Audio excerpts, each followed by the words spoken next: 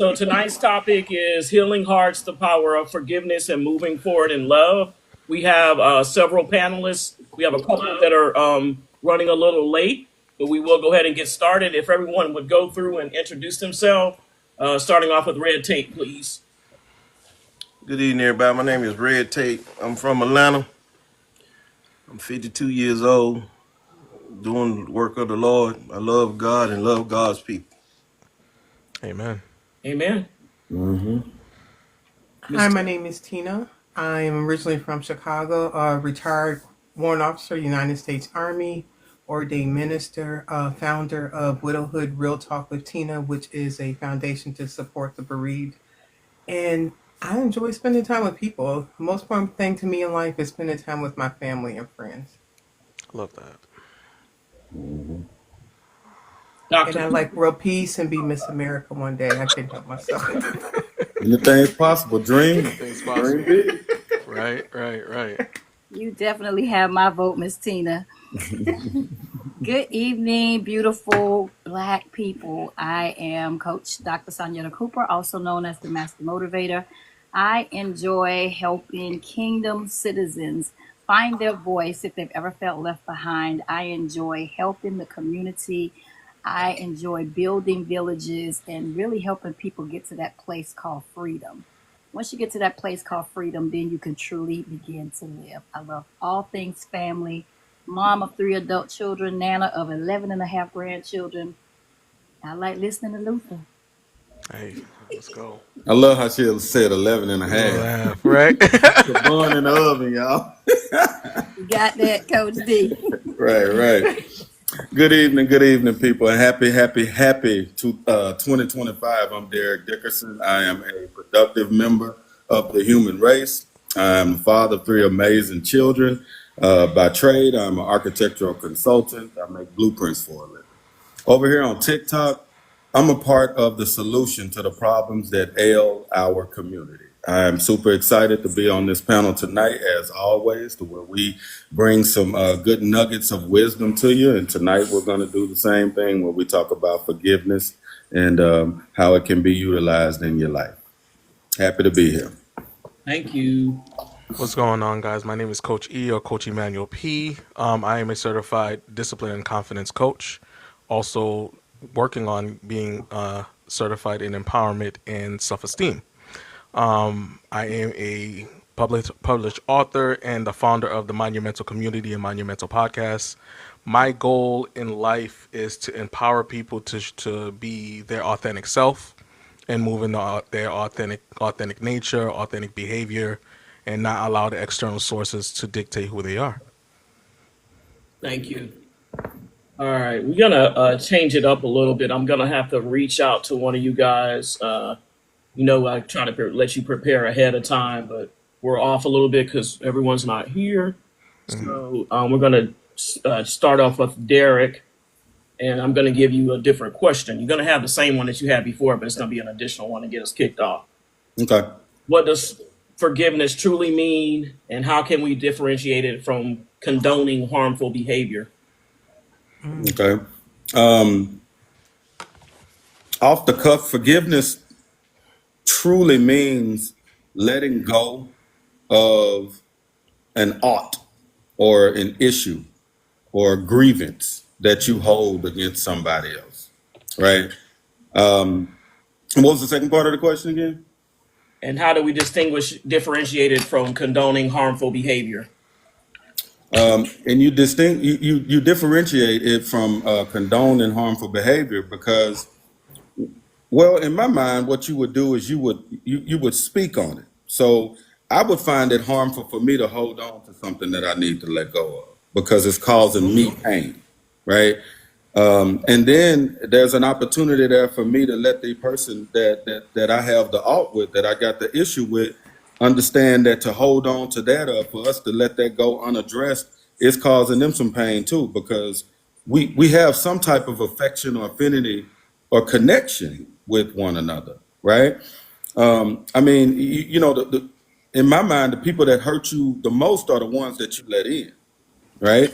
So if somebody is not a real friend, or there's no real connection, or there's no connective tissue there, then it would probably be harder for them to really get at you in a way where they hurt you in some type of way, or there's an ought, and then there is a need to forgive.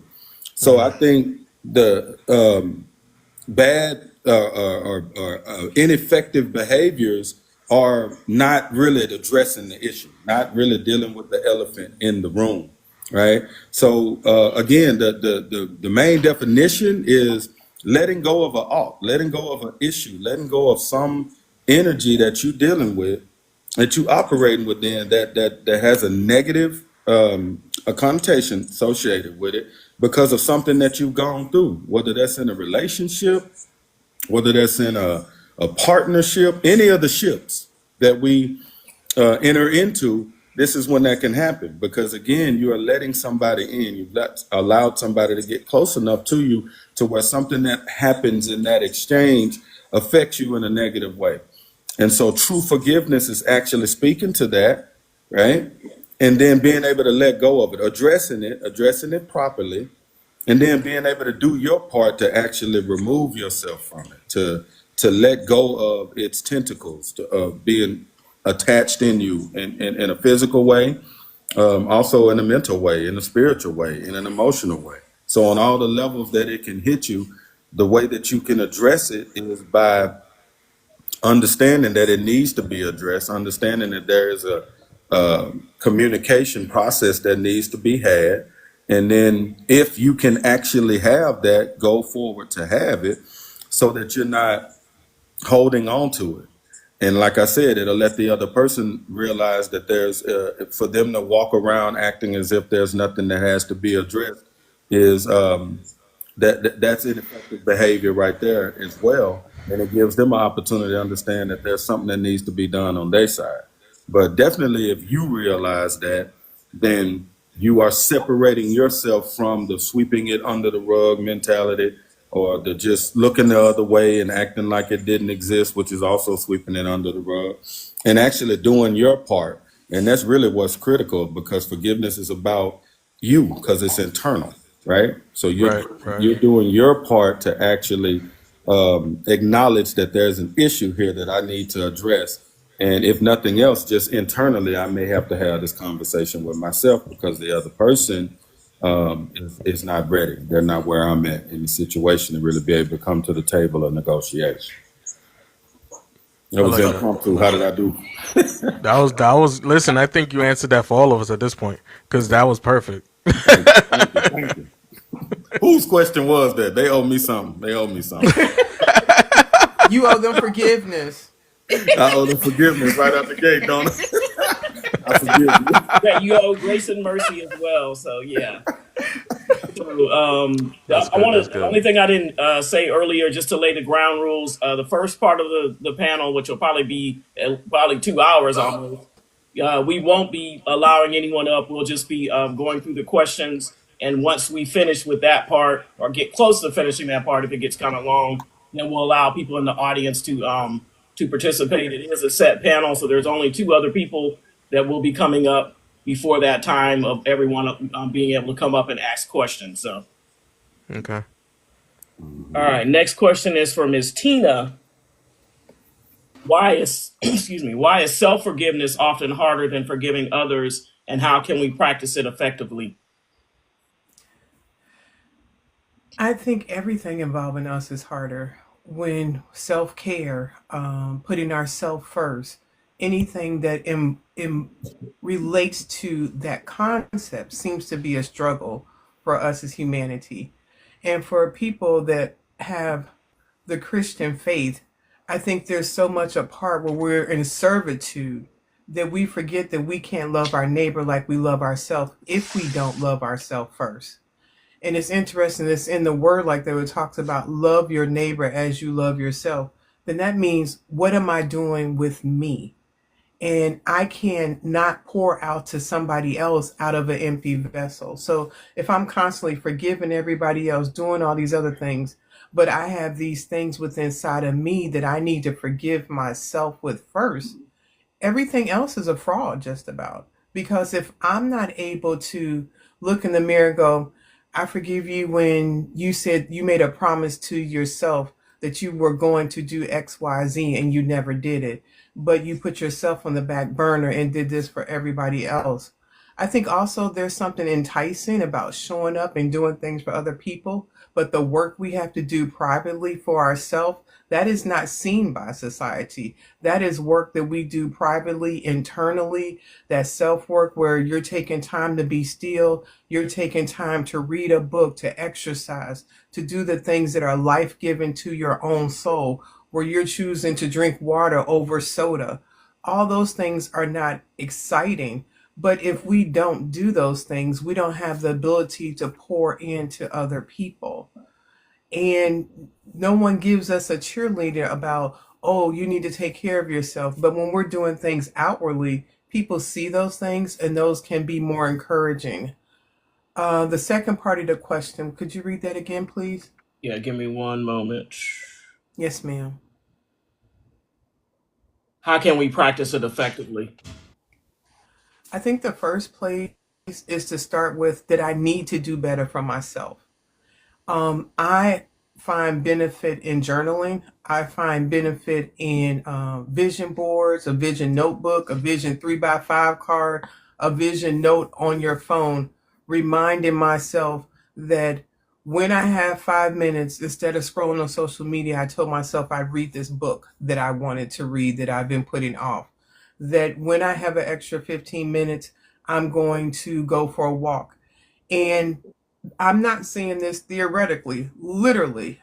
I was in the emergency room last night with my sister. My whole schedule was off. I took a nap at 6 o'clock. I got up. I have been in my garage doing Zumba and working out because I didn't get to go this morning to the gym and work out. And then ran up here, got some papaya and some other stuff because I don't want to be in a space where I'm serving other people and not making myself a priority. It's not always easy, but that intentionality and telling myself, now, if I would have slept in and didn't get to, I'd be like, girl, we're going to do that tomorrow. We're going to get up because we don't always get to do the best, but there is value in making ourselves a priority.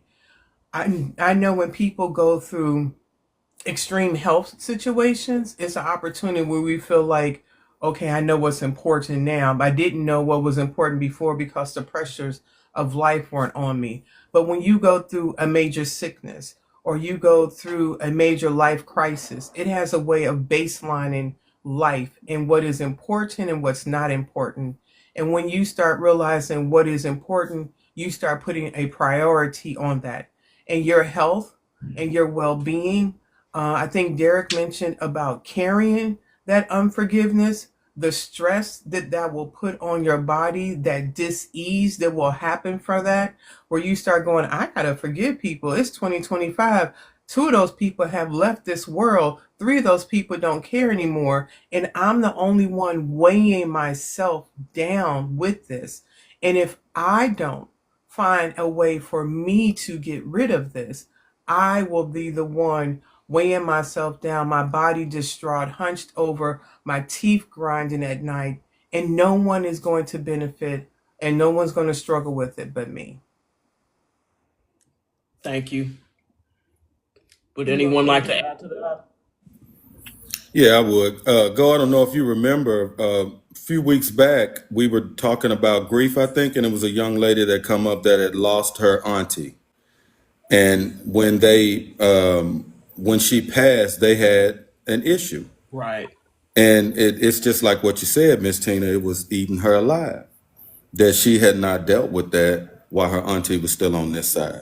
So when you said that, it just made me think about it. Right here on this panel, we were talking to somebody and she was grieving the loss of her favorite aunt. And, they weren't on greatest terms when she left. And that inability in that moment when she was still with us to forgive was something that it made the grieving process doubly hard for her. And that just made me think about her, and I'm gonna have to reach out to her and check up on her and see how she's doing because she really had a moment here with us that night, right? If I recall correctly. And so, yeah, that made me think about that. If you don't, you already got to deal with a loss, and then there's unforgiveness on top of that, and the weight of that And it's going to manifest in you in a physical way and hurt you physically, but you're dealing with it on a spiritual level, on an emotional level, and it's stressful to walk around with that extra baggage. And we actually got to see that in real time with that young lady, because she was broken up about not being able to deal with the forgiveness part and never having the opportunity to say those things. And I think we given her some advice about writing a letter to her aunt, knowing her well enough to be able to write the letter to her aunt, and then waiting a couple of days or however long, and then writing a letter from the perspective of the aunt, because she knows her well enough. And so I'm gonna follow up with her and see, because she should have done all of that by now, Right. because it's been long enough. But that made me think about that young lady, and she was definitely dealing with grief and the extra baggage of unforgiveness, and it was eating her up inside. Thank you, Derek. And that is more common than not. And that is why if we learn to forgive quickly, it's less that we have to worry about this unresolved. And Right. I say learn because that's a practice you have to get into. It's not a natural behavior. I mean, you look at a toddler, they're like mine, mine, mine, and we want to hold on and take ownership. And the quicker we learn how to just forgive people and move forward, because I cannot tell you the amount of people that I speak with that are grieving the loss of a loved one and have all of these what ifs. I wish I would have apologized. I wish we would have made peace. I wish we would have done these things. And like you said, these are the people that are close to us that have that connection and that space to hold that weight and to have that unforgiveness. And most of the time people they didn't even mean it the way that it came across. It didn't, but we're so caught in our emotions that we often don't get to the root of what the issue is, because we go into conversations not listening. We already come in with what we want to say. But that is so important. Thank you for mentioning that need to forgive, because once we're not in this world, we're left, when that other person is no longer in this world, we're left with that unresolved issue, and we have to work our way through that. Okay. Yeah. Dr. Cooper, how do different cultural or spiritual beliefs shape the way we approach forgiveness? This is already a good conversation. Miss Tina kind of touched on, right before you asked the question of our belief systems. And our belief systems come from our cultures. It's how we're raised. It's what's ingrained on the inside of us. It's where we went to school. It was who we grew up in the house with. It was the relationships that we saw, friendships that we saw.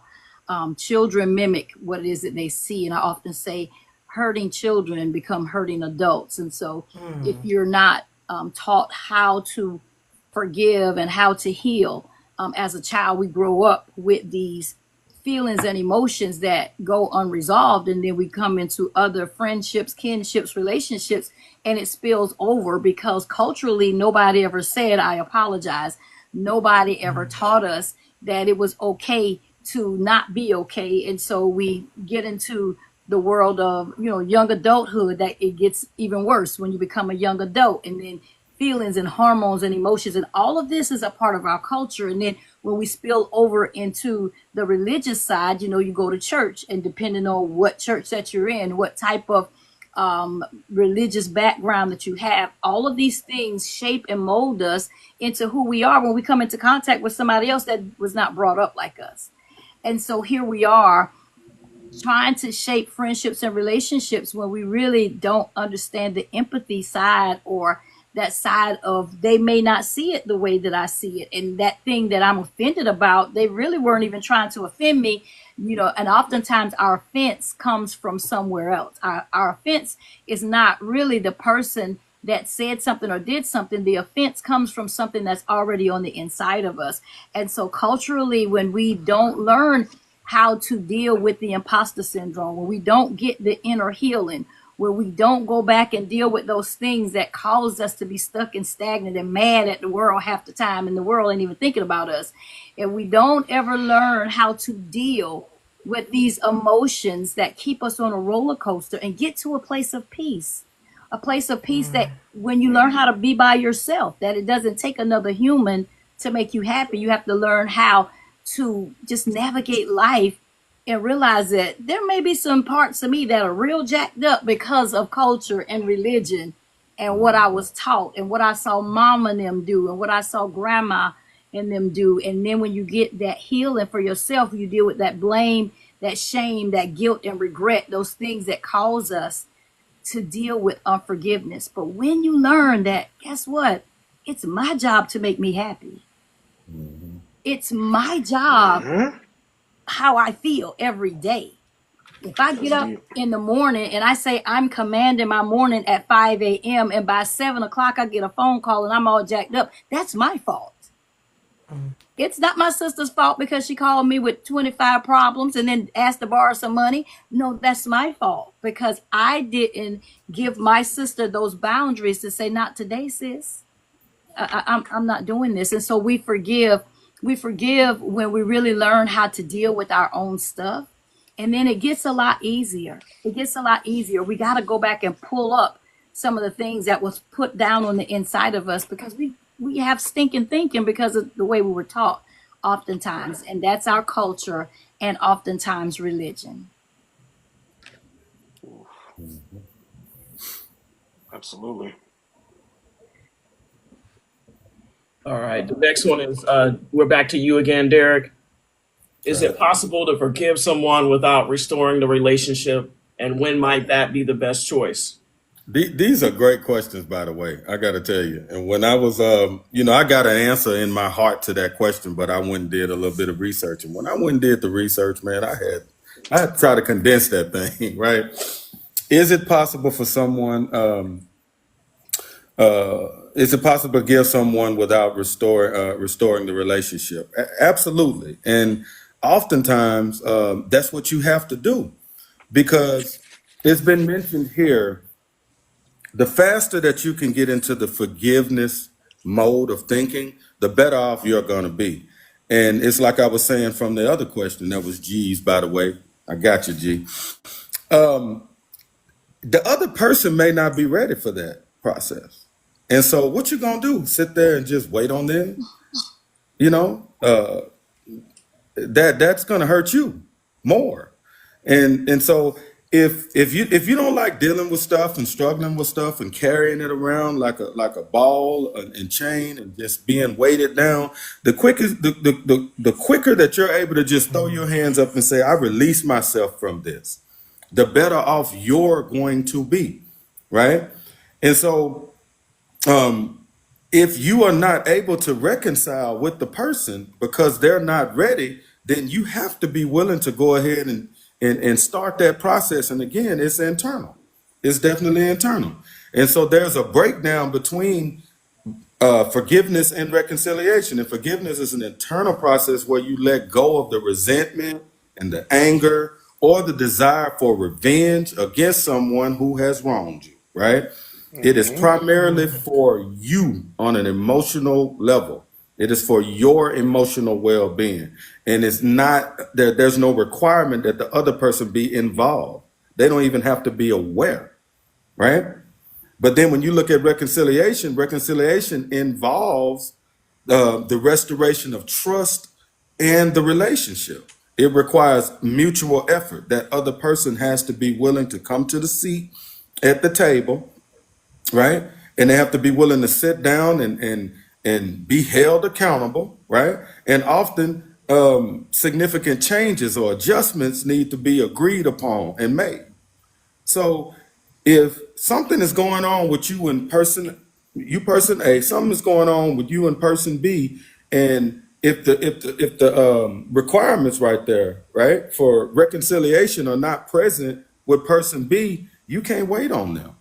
If you want to be about getting that process started for yourself, you definitely have to be willing. So the one of the first things is that it's best to go ahead and do it alone if the other person is not ready, right?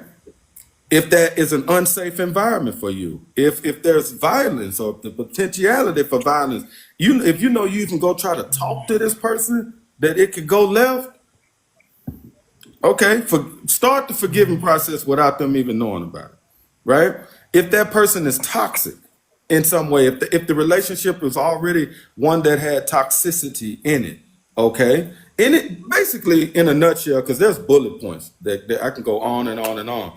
If the other side of the equation has any kind of presentation of negativity associated with the process of forgiveness, then you enter into that process by yourself.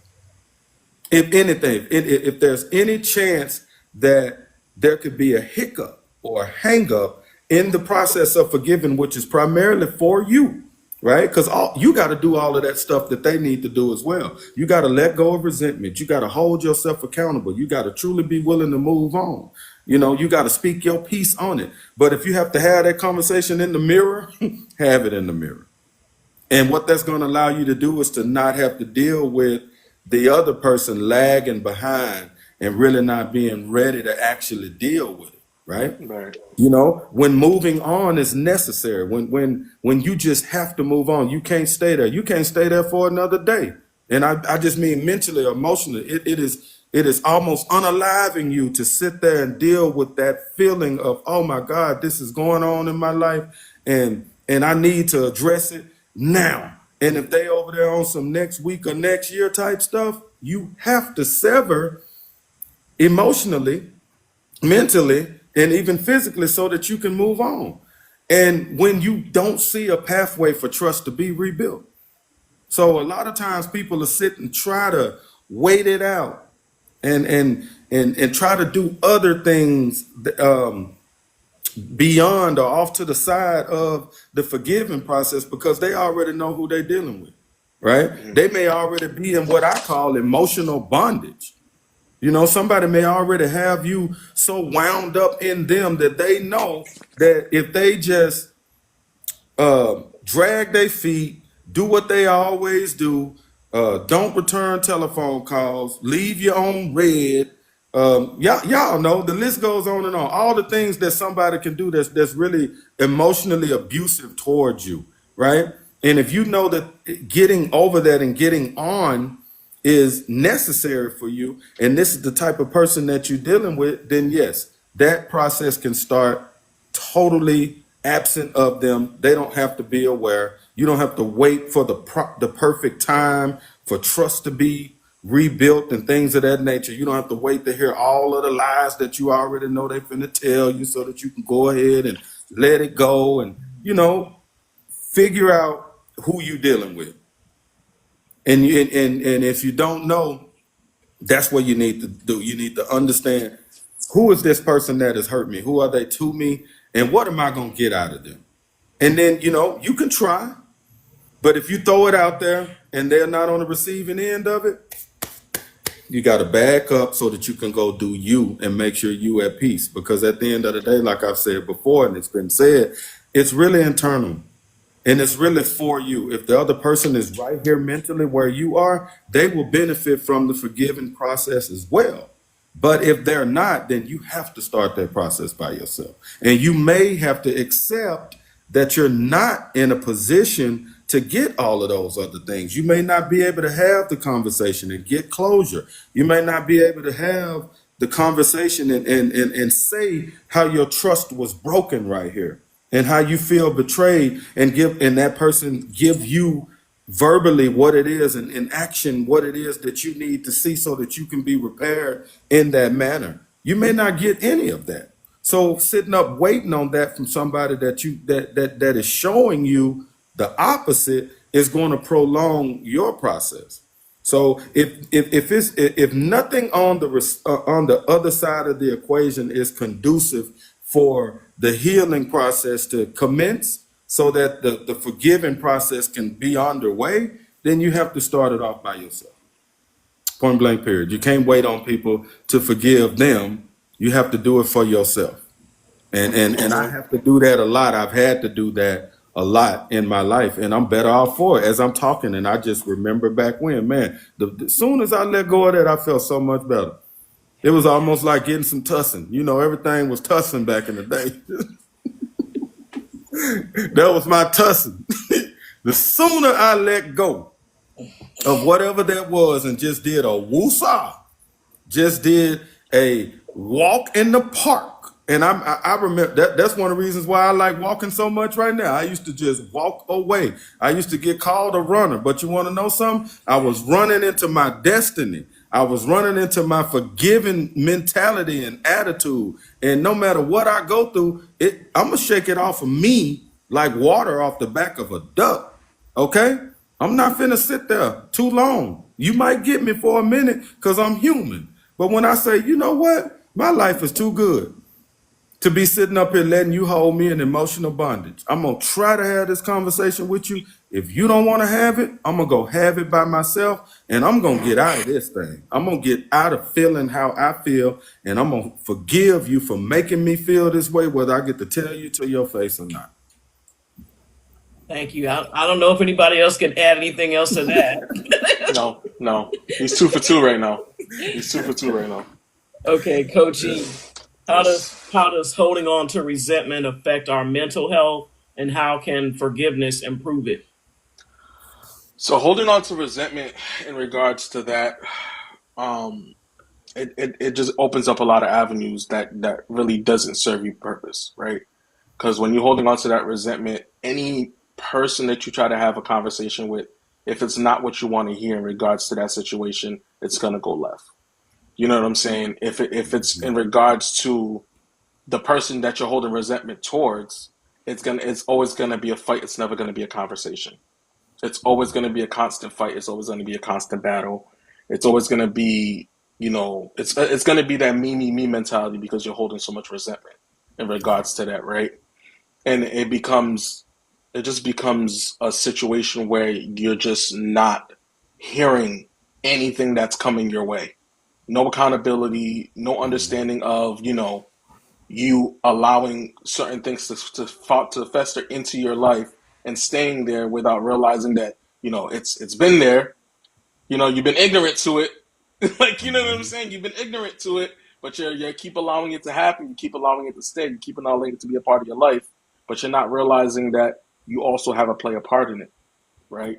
So sometimes you have to sit back and analyze everything when it comes to your resentment, because we're in 2025. A lot of people, when they hold resentment, they like to post it on social media, start writing big paragraphs and going on a rant and crashing out on social media and looking for validation and trying to play the victim and in that situation. But it may be that you were done wrong. I will never take that away from somebody, because if you're feeling like that, something happened where you feel like this, right? But then once you figure that out, then you have to take a step back and do some self-reflection. How long was it happening until you got tired of it? You know what I'm saying? How long was it going on until you got tired of it? Was it a couple of months? Was it a couple of weeks? Was it a couple of years? Like, you know what I'm saying? Like, you got to think about these things, the longevity of it. How long was it happening until you was like, you know what? This is getting too much. This is happening for too long. I'm tired of it. And then now you have all this built up towards this person, towards the situation, and it's just eating you inside. Like, it's eating at you, and you can't figure out why it's eating at you. Well, let me tell you why. Because you allowed it to fester for too long. You didn't figure it out or drop it when it was supposed to. You know what I'm saying? You seen that you needed to drop it, but you never dropped it. You just kept on going with it for whatever reason it may be, right? And then when it was time to finally let go, now you're at a place where you're confused. Your head is all over the place. You're not physically yourself. Your emotions is through the roof. You're not really understanding from where you need to kind of start in regards to the situation. And if it involves the other person, they may not even be ready to have that conversation for you to start that process. You might have to really do that mirror work and look at you in the situation first and be like, why did I stay here for so long? You know what I'm saying? Why did I allow it to happen for so long? Let's use infidelity as an example, right? We've seen people stick around for longevity after multiple cheating situations, right? But they don't know why they're staying. They think that it's love, but that's not the case. They're comfortable. It's a codependency. You know what I'm saying? In the situation, you're codependent to the resentment. You're codependent to the resentment because it's easier to blame the other person than hold yourself accountable. Mm, So my way to kind of resolve that for you guys, journaling, self-reflection is huge. Like you have to do that self-reflection. It's gonna hurt. It's gonna be uncomfortable, but it's worth it. There's a better road at the end of that. There's a better road at the end of that.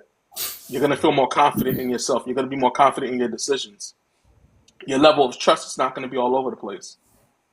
You know what I'm saying? The level of the level of trust for yourself. Forget about the trust for other people. Because at that point, you're not even trusting yourself to make the right decisions, to be around the right people. So it's going to help you build your trust, your confidence. You're going to be more empowered.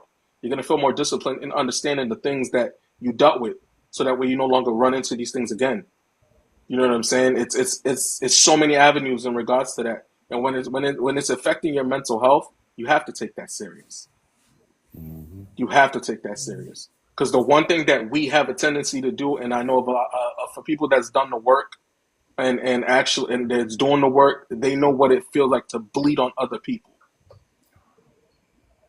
You know what I'm saying? You don't want to end up bleeding on other people that had nothing to do with the situation whatsoever. Right. And we have a tendency to do that when we're not figuring things out, and we're just blaming the other person and blaming the other person and blaming the other person, and you're not really trying to figure out the situation that's actually happening, or why you stayed there for so long, or what's really bothering you. Like, what is really bothering you? Because 9 out of 10 times it's not the other person, it's just the fact that you stayed there for too long. You know what I'm saying? You wasn't really embracing that core value that you stand firm on. You allowed that to be broken. You allowed your boundaries to be broken if you had them. You allowed the things that you built for yourself to be diminished and destroyed by a situation or an individual when you felt strongly about the things that you like about yourself, or the things that you stand firm on. So my my thought process to you guys in regards to fixing it is to do some self work, shadow work, do the self reflection, talk to God 100% in regards to that. You know what I'm saying? Because He will give you the answers to everything that you need. He will give you the guidance that you need. He just won't do the work for you. Amen. That's good, brother. Thank you. next up on deck is Red Tate. How does love, whether for ourselves or others, play in the role in the process of forgiveness? Coach LJ, I appreciate this opportunity you have my mind thinking on these questions. These some good questions, and everybody gonna I'm touch telling you. half of in in some of my stuff. Forgiveness is a great thing for ourselves and for yourself. Major is for you. If nobody don't forgive you, you can't dwell in that well and that lake. You got to keep pushing. And when you forgive somebody, but the main ingredient of forgiving somebody is love. You got to love yourself. Love Hmm. is the main ingredient. It's deeply intertwined with the process of forgiveness. Love is empathy, compassion, and understanding. Them the key elements of forgiving somebody, forgetting or hurt. But first thing, you got to love yourself. Once you forgive yourself, love on yourself. You got to have that self love. And once you have that self love, you can't beat yourself up. You can't talk bad about yourself. You can't feel low, like you low to the ground, busted and disgusted. Because see, reason why you feeling like that, that's the trick of the enemy. First of all, the Hmm. trick of the enemy wants you to feel like that. You got once you going to start in healing process. Because see, I was like that, and I learned the hard way. Been through that. Self love is the best love. It allows you to see and own your imperfection. It show you the mistakes through the lens, not your eye lens. The lens is through grace. And see, once you see that, you start changing, you start tweaking in your mind, start roaming and start cranking up. See, we all make mistakes. We all come short. We all done fell down. But when you fall down, you can't stay down. You got to dust the dirt off and get back up. And once you dust the dirt off and get back up, first thing you got to do, love on yourself. You can't worry about what naysayers say, what people say. People gonna talk. Naysayers gonna talk. But my thing, and don't you ain't looking for validation from people. Only person you need to look for validation from is Almighty God. What God say about you. And see, if once the enemy mess with your mind, because the battlefield is in your mind. And that's where the battlefield go, and that's where the enemy play tricks on you. And once you start cultivating self-love, you'll most likely forgive others for past mistakes, understanding, because we are human and we are capable of growth. Psalms 103, verse 10 through 12, God say, God's love for us show us that we can forgive ourselves because God has forgiven us. If God forgiving you, Mama, Daddy, Ray, Baby, Snaggers Too, Shirley, Busted Up Tyrone, they can't say nothing to you. The main key, God forgave you. Right. If God forgave you, that's all was count. So you can't let no strings hold you. You can't let nobody keep you in a net. Can't let nobody put you in a cage. You can't let nobody put a ball and chain around you. You had to cut that ball and chain, the strings, then open up the cage and be free. Because see, when you don't love yourself, you ain't free. That's torment. You don't want to go through the torment stages because you can't feel love. You don't feel like you feel like you unworthy. You the devil say, oh, you ain't nothing. People you done hurt you, done said words, say, oh, you ain't about nothing. You can't. You got to take them hashtags and name tags off of you and keep pressing. Because if you let them people control you, they got you. And that's what you call letting go shame. Next thing you got to let go shame. Love help us to replace shame with acceptance. You accept what you've been through. You accept what you're going through. You accept so much. But the main thing, accept what God said about you. God forgive you, accept that and keep pushing. Because can nothing out trump God, can nothing come over God, can nothing go around God, can nothing beat God. God is God. Amen to that. When you I got. forgive others, Oof, oof. when you forgive others, it opened up a door to healing and moving forward without being trapped in inner self judgment. Mean stop beating yourself up. You're above, not beneath. You wonderfully made in the eyesight of God. Don't beat yourself up. Romans 8:1 said there's no condemnation for those who are in Christ Jesus. So if there's no condemnation in in Christ Jesus, that means God don't forgive you. God look at you different with a clean slate. Let's go back and look at the prodigal son. Prodigal son was out there wilding in the pig pen. Prodigal son was doing everything. A light bulb went off in his mind and said, hold up, I'm a king's kid, I'm a priest. I don't need to be here.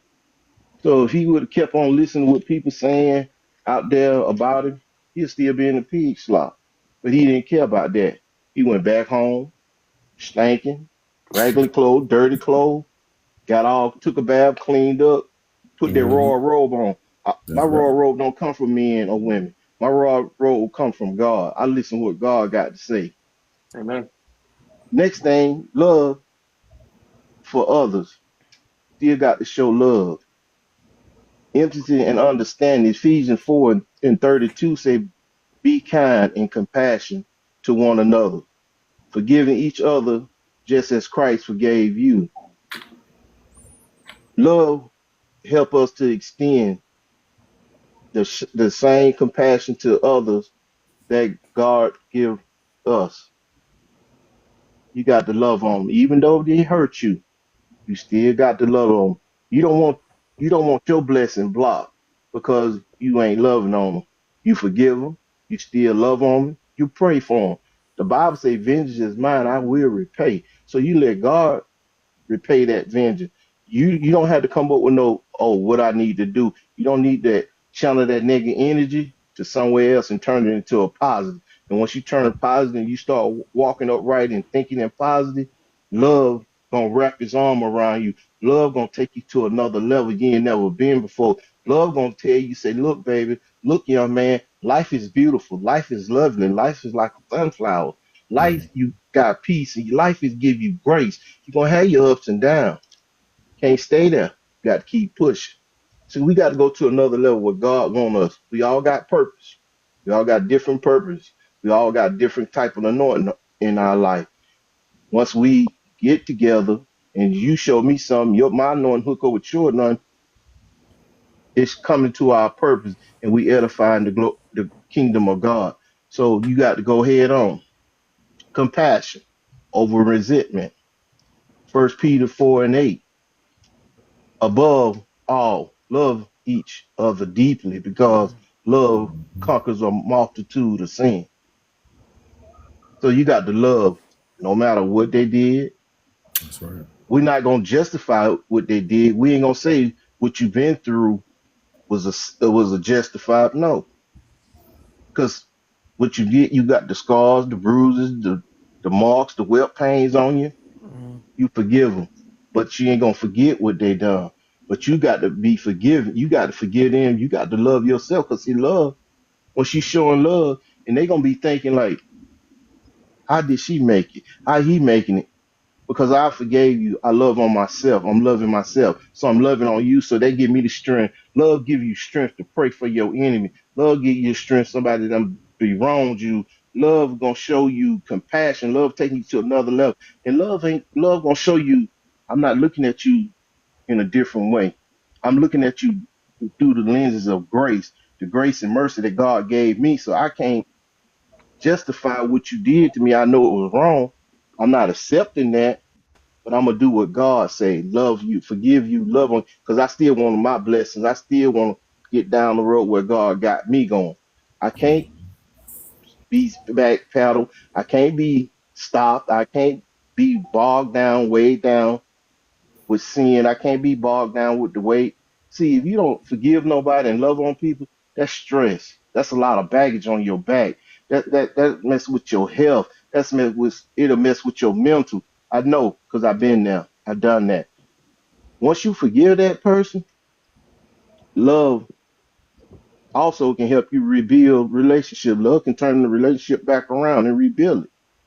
And when the love God give you, Matthew 18:21 through 20, verse 21 through 22, Peter came to Jesus and said, Lord, how many times shall I forgive my brother and sister against that sinned against me? 7 times. He said, Jesus answered and said, no, 70 times, 77 times a day.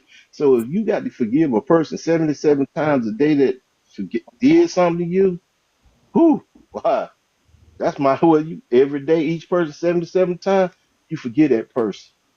I'm not tying myself up. I'm not tying my stuff up in negativity. I got to stay positive. I can't worry about who don't like me, who would a person say about me, how they feel about. I can't worry about that. If I worry about that, I'd be sinking back down. I'm trying to go up. I'm keeping pushing. I got a finish line to cross. I got a purpose to do. Love, encourage, and keep love, encourage us. Keep forgiving, and we can restore relationship. You said a The whole word, Red Tape. You said a whole word. hey, coach. LJ, I did my research. I got 4 pages. I ain't trying to make it short. He said I didn't try to. The power of love in transforming pain. That's right. Love help you release bitterness. Love will help you to free yourself from bitterness and help you forgive as an act of faith. Colossians 3:13, bear with each other and forgive one another. If anyone you have a grievance against someone, forgive as the Lord forgive you. So God forgive me. So I got to forgive my brothers and sisters. I won't make it to heaven if I can't forgive you.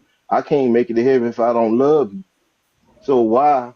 I'm gonna have your blood on my hand and your conscience on you deep down in my conscience. See, if you don't forgive nobody and love on somebody, and you got that person or that young lady controlling you, because see, I'm not letting nobody control me. The only person gonna control me is Almighty God and myself.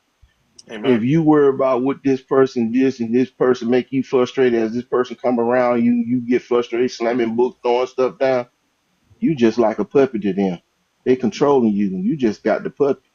I look at it like, baby, young, I'm not gonna stay on your level. I'm on a totally different level. You can come around. I'm gonna say good morning, good evening, how you doing, and keep it pushing. But there's boundaries. I know I got you over here fenced in, and I'm gonna feed you with a long handle spoon, but I'm still loving on you through. I'm gonna love on you with my whole heart through Christ Jesus and keep it pushing. I'm not gonna sit there.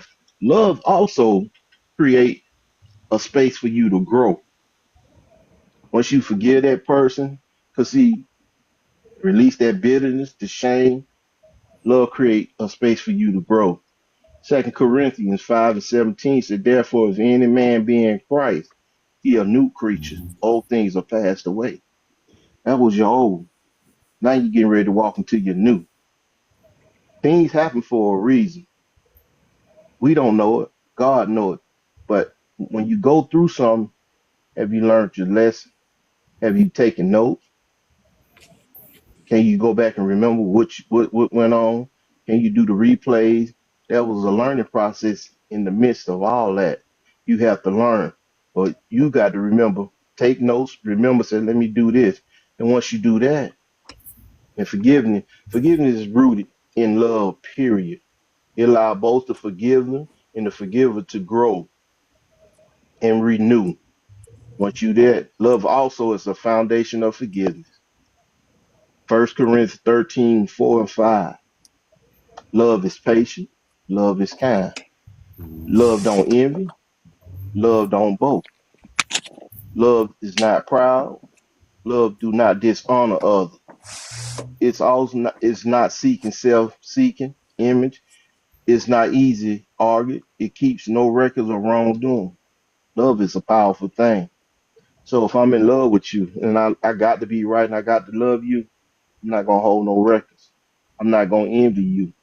I'm not gonna backstab you. I'm not gonna backbite. I'm not gonna throw fire darts at you. If anybody comes say, "Hey, what's up about?" I'm gonna use Derek. What's up with you and Derek? Derek, a good brother. God bless him. Derek, a good brother. That's all I'm gonna say. So why I'm gonna backstab him? By me backstabbing, don't ain't making me a proud person. By me talking about him, don't make my ego go up. It don't make me a man. I'm also a man. I'm gonna say, "Hey, he a good brother." Then love gonna bring you to justify that. So love by nature is for seeking forgiveness and reconciliation, not holding on past wrong. Romans 12:21 said, do not be overcome by evil, but overcome with good.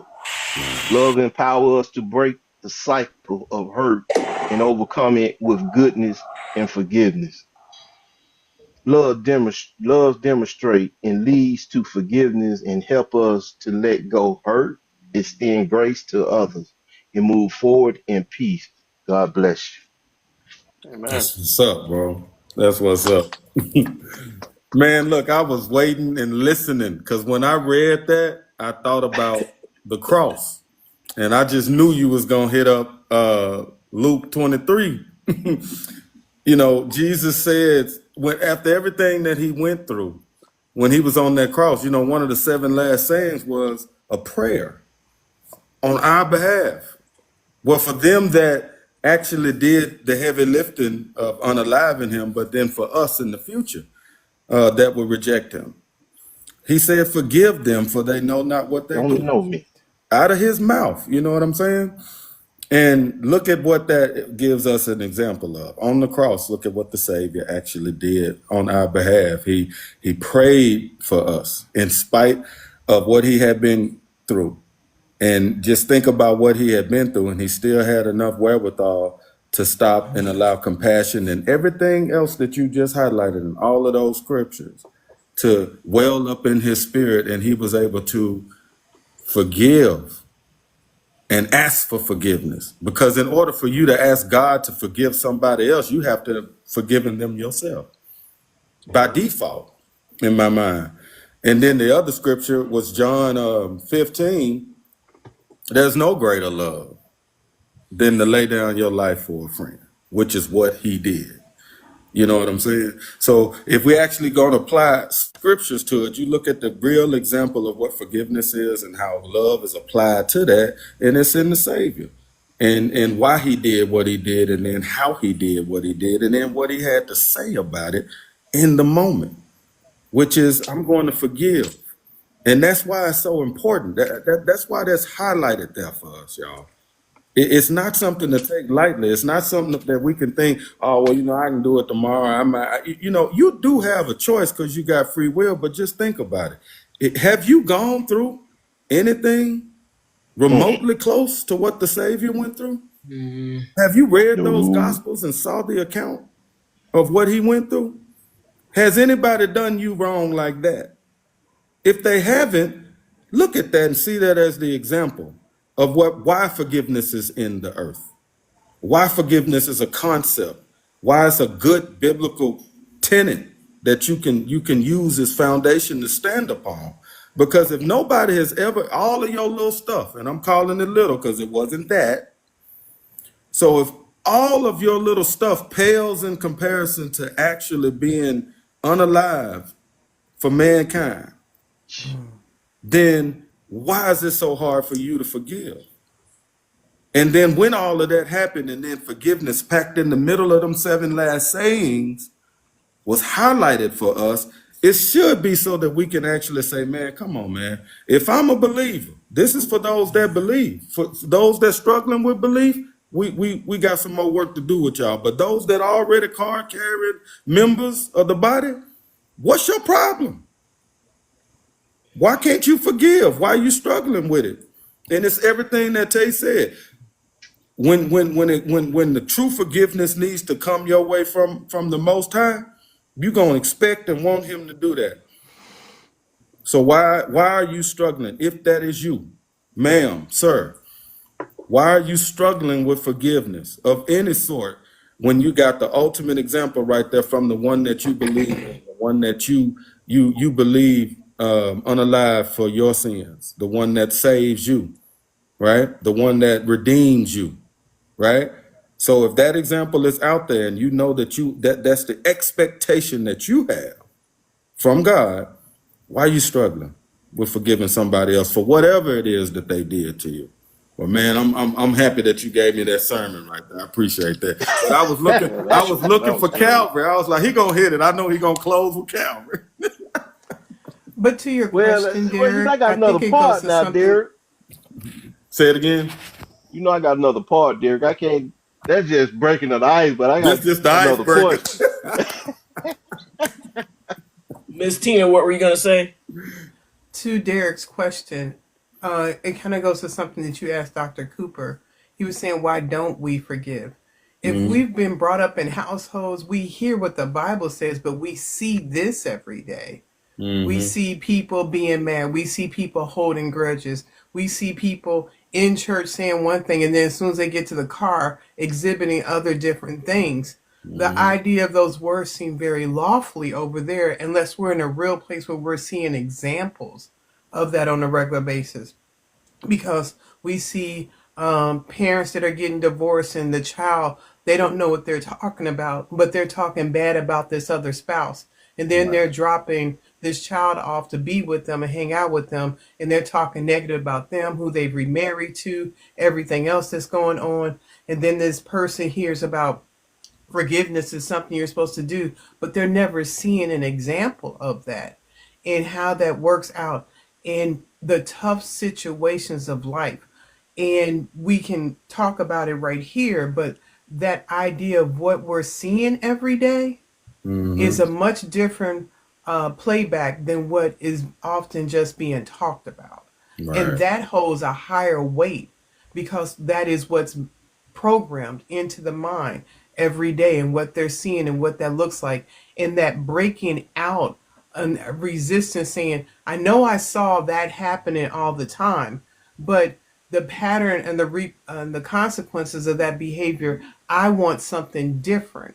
And so then I have to choose to seek something different. I have to choose to create a new pattern. And that work is hard. A lot of us will start the new year talking about all these resolutions of different things that want to be done, but by the end of the year maybe two of them ever really got started, because it's not just not just saying I want to do something. How do I make time to do it? Where do I create the process to get information to do something different? How do I get around like-minded people?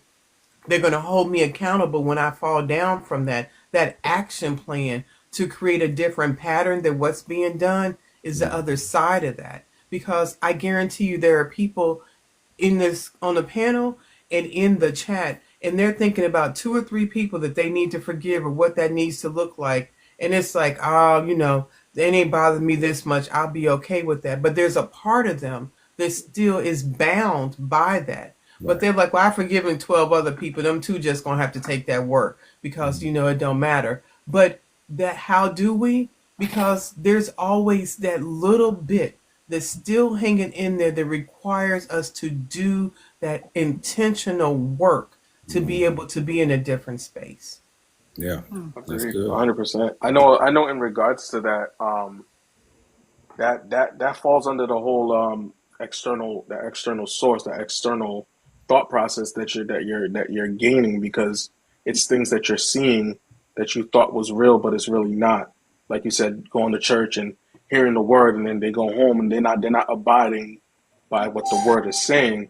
It's a complete external source. So now your brain is flustered. Your brain is trying to figure out what's right and what's wrong, and it's causing a massive confusion. We see it in children all the time. Right? We see it when they become adults.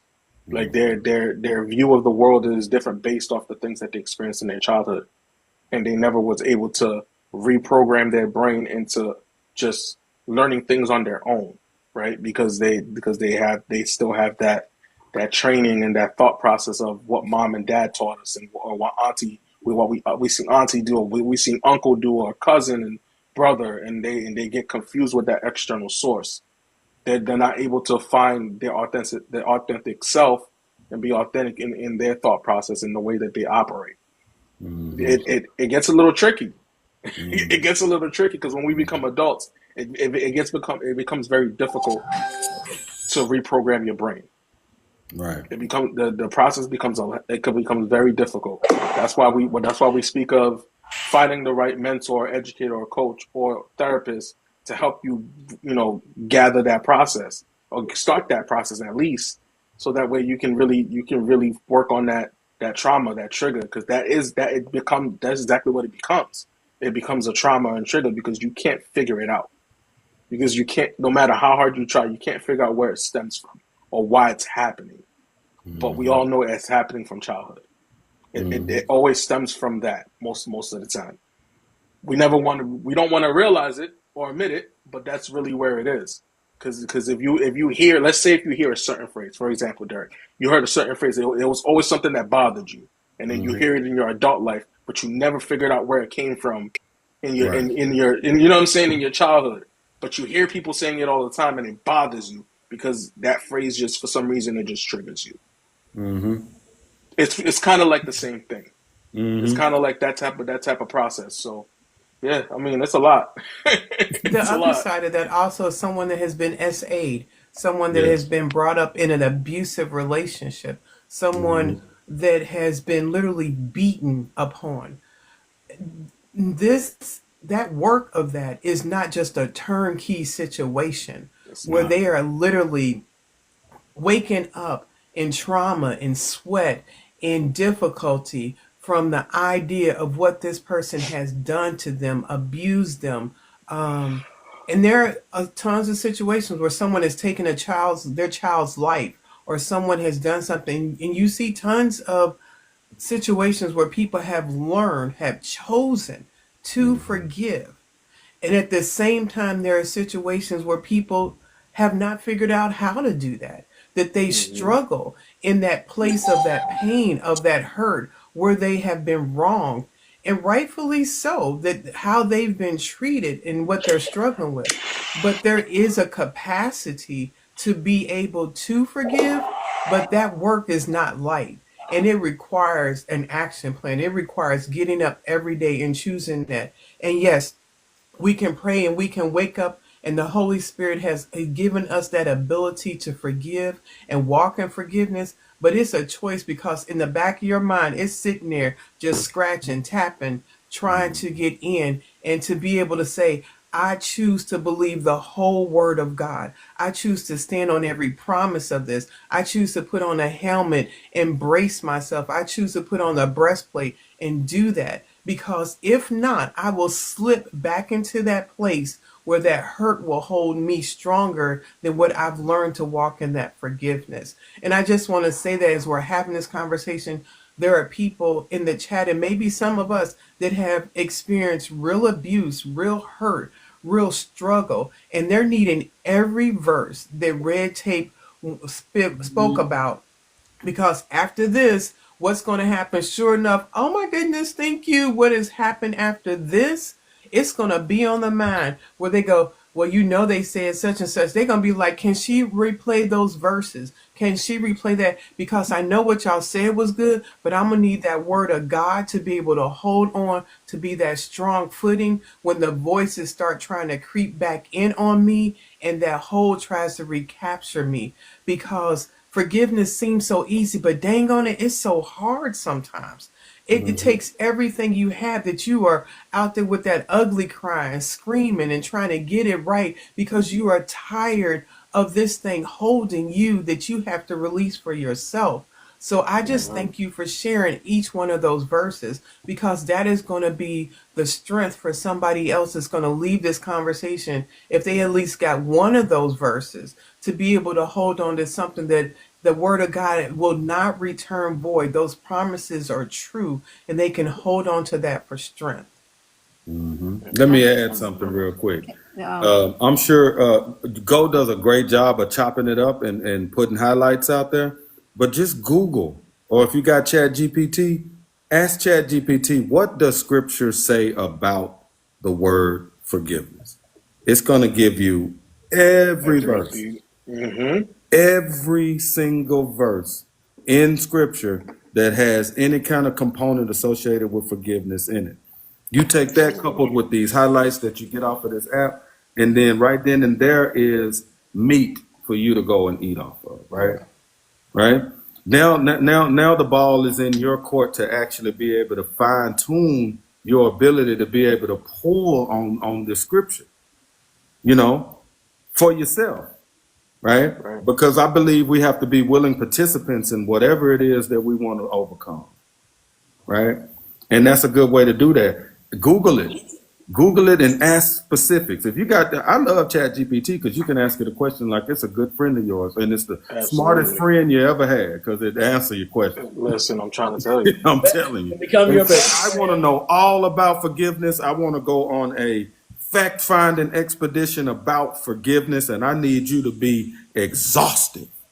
And it will sit there and rattle it off to you, and then you can tweak it. Well, what about this? How should I apply when I'm feeling like this? Or what if my friend Stacy did this and it's the 19th time she did it? You can ask it with specificity, and it'll say, well, okay, well, if Stacy did that, then you could do this.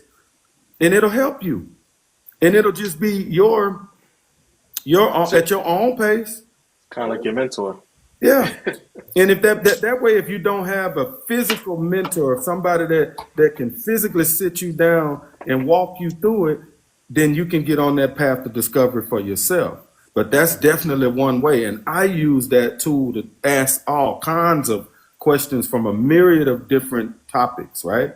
And I'm always fascinated about how it tailors it and really makes it like a good friend of mine that's just super smart, knows everything, and has got an answer for every question that I throw at it. But if you want to know all of the scriptures associated with forgiveness or any particular topic in your life, Google it or use Chat GPT and just watch how efficient of a guide it becomes in your life. And I just wanted to add that because, yes, we know that people, you can hear from the pulpit. You can hear the preacher say this. You can hear brother and sister such and such say that but where's the practical application? And I'm big on actually being able to marry the scripture with the practical application so that it. You got a phone call. Sorry about that. So that it hits people exactly where it needs to hit. Whose name I this just app want to. again? Let me say something right quick, everyone. I'm gonna reset the room. Some people weren't here when we first started, but in terms of questions, we will probably be doing questions in about an hour or so, 45 minutes to an hour. Until then, the panel is preset. There's probably one more person that'll come up here before we go into questions. But if you have questions, just wait until we solicit, and then you'll be able to come up at that time to ask your questions. And was anybody else getting ready to say anything before that? Yeah, I was just gonna I think say, Dr. Cooper. Yeah. just add. Okay, yeah, just add. Not a whole lot, but there may be somebody that's saying, "Yeah, I hear you talking about reading the Bible. I hear you talking about this man Jesus, but how do I get to know him?" And so it's like any relationship, right? The church will teach you ABC, right? Accept, believe, and confess. But they rarely talk about the D, which is deliverance. Because in order for you to really get to a deeper understanding of a relationship with Christ and understanding how important it was for Calvary, how important it was for every part of the Old Testament and the New Testament, how important every story is, the best novel that you will ever be able to read. There's no book that was ever written by man that can outdo the Bible. All these things are well and good for those who are kind of seasoned and been there for a while. But just like with any relationship, if you don't spend any time with him, you'll never get to know him. And so, like, when I'm talking to my young people and they're like, well, how can I get closer? It's about relationship over religion. Because religion will have you to continue to believe what you saw mama do, daddy do, grandma do, and the deacon and all the people in the church and the tambourine play, all this. That's what religion will do. It'll make you think that these things are real. But once you tap into understanding and knowing that it's about a personal relationship, and when you get to understand that I don't have to impress anybody but God. And that means having an audience of one, but you've got to get to that place. So if you want a good relationship with somebody, if you're dating somebody, what do? You spend time with them. You talk to them. You block off time for them. See, we want to put Jesus in a microwave. We want to have our relationship with God and have him to solve all our problems. And we run to the altar when our world is falling down. But then as soon as we get a problem solved, we run right back to the world. And then this flesh is a mess and it's going to have us all over the place. But truly get into a place that, God, I need to know you personally for myself. ChatGPT ain't going to tell you that. And I don't take nothing from it because, trust, this is my therapist sometimes, okay? Just like Alexa. I can tell Alexa I need to know, tell me something to make me feel good about myself this morning. Alexa will just sing me a sweet song if I need her to. But that's, that's the age that we're in now. But that personal relationship, nothing can overtake truly getting to know what it feels like to be in the presence of God. So, real quick. Oh, go ahead, Coach. No, if you don't finish. I don't want to interrupt. No, I was just gonna say, like, spending time, prayer, getting in your word. When you do that ChatGPT and get those Bible verses, then go back and study to show yourself approved, because you got to take the verses and go to the next verse to understand what that verse is for. You got to get in that word. You got to deep dive and you got to get it down in your spirit, because that's where you're going to get your peace from. Your peace is not going to come from you just reading the word. Your peace is going to come from you living through it, getting past these situations and all the stuff that we're talking about now, and get into a place that you can say, you know what? It doesn't matter now. When you really get to a place that wisdom kicks in, and all that stuff that I went through was to get me to the place that I am now, there was purpose in all of that. Romans 8:28 tells me that, for we know that all things work together for the good of those who love the Lord and are called according to his purpose. So that means every single thing that happened in my life is going to work for my good, because I am called and I love the Lord according to his purpose, not mine. So there's so many different pieces to it, but those mentors and those people in your community and all the people that you connect with, you're not going to get to another place in life if you're still hanging out with the same people that you were in the pit with. Coach E. So for me, in regards to this, right, and this, it sounded crazy when I said it the first time in my head, but when I said it out loud, it made sense. When I have my conversation with God, I see my nephew who passed away. I don't see that. That's the person that I'm having a conversation with. You know what I'm saying? Because it just makes the conversation a lot easier to ask the questions, to ask the right questions. So when I see him, I have a conversation with him, and me and him have actual conversation, and we speak about these things because he was big on the Bible. So anything that I know I can learn from the Bible, he can. When I speak to him, when I have my moments, he brings it to me, and I feel it. Yeah. And it's so strong and it's so powerful. So for the people that are kind of struggling with the word and understanding the word, try to envision somebody that you lost that you really loved. Use their face as the face of God for you, and focus on that and have that conversation. And I guarantee you, it's gonna be more profound than you can ever feel for anything else in the world. It's gonna be a profound conversation. I promise you. Try it out and see what that feels like, because it works for me every time. It does. It works for me every time. Okay, we're pretty much kind of like at the halfway point, so we're going to do a short intermission. And if you guys could just tap it up during the intermission, I'll get a little music going, won't be long, just to kind of reset the room a little bit. One Of moment. course. What's the goal? The goal is always 100K. You know, as I said last time was a little bit different. If you don't hit it, I'm still going to love you, but I sure would appreciate it if you do. What's the goal for this break? Oh, for the break. The overall goal is 100 for this break. Let's do 10. Yeah, let's do Okay. 10 for the break. And let me get a couple of songs on. So we need to get to 47K, guys. We need to get to 47K before we continue. So let's keep tapping that screen. Tap tap tap tap tap tap tap. Welcome, Coach Vet. Hey, loves. Hello. Hey Hey, G, Coach Fed, how are say you? hello about after everything was done. 1 second. There we go. Tap it up. Tap it up. Tap it up. Tap it up. Feels good to be back, man. I took the month of December off to kind of just reset. We appreciate you coming back. Absolutely, it feels good to be back. I'm not gonna lie. They were blessed with my name.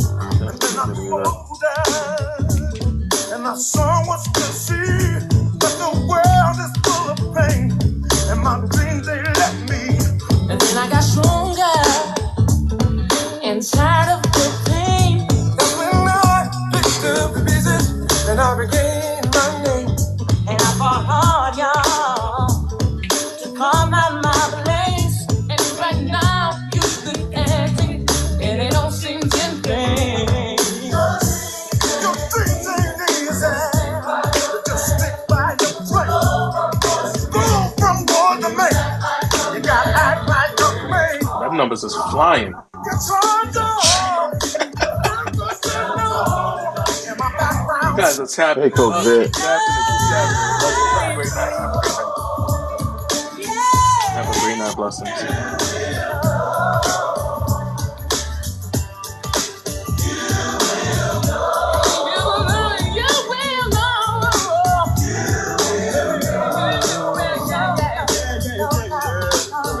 And I know you're crying, cause it's all in this rain. And the things you want, you can't have. They just all went away. But life ain't over. Ooh, just grab the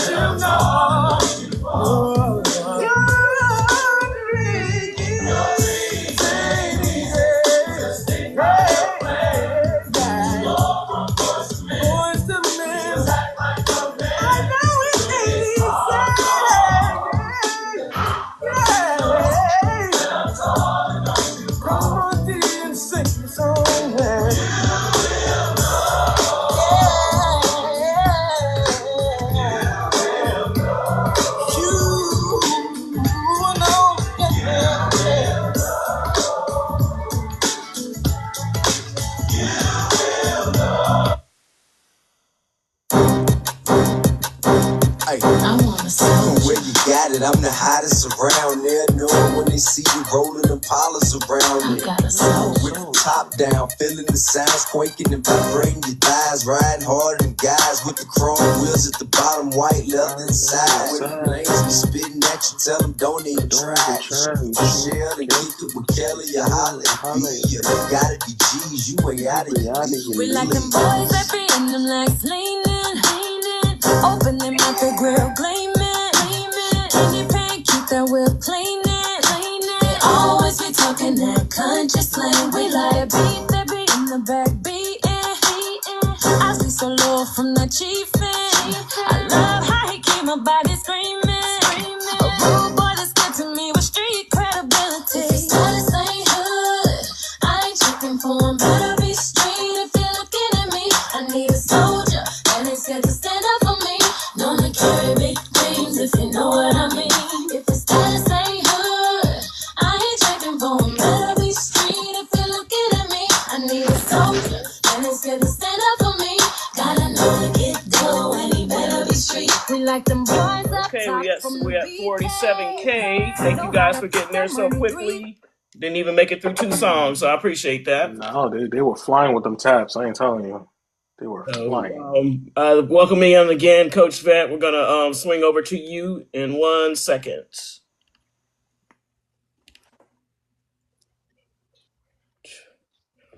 What are the most common reasons people struggle to forgive, and how can they overcome these barriers?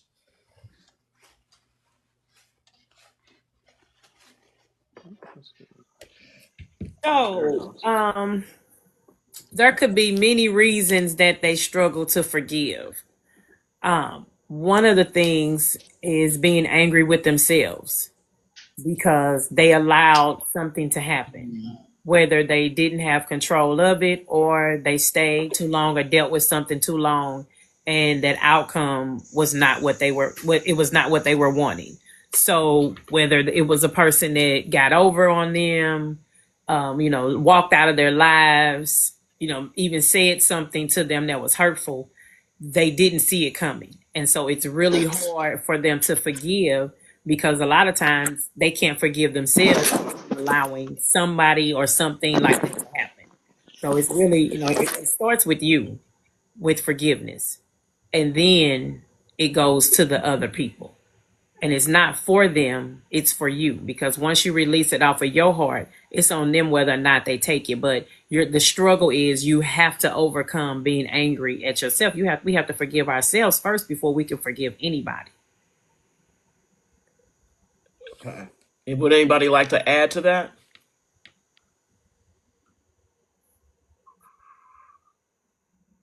Can you repeat that question? 1 sec. What are the most common reasons people struggle to forgive, and how can they overcome these barriers?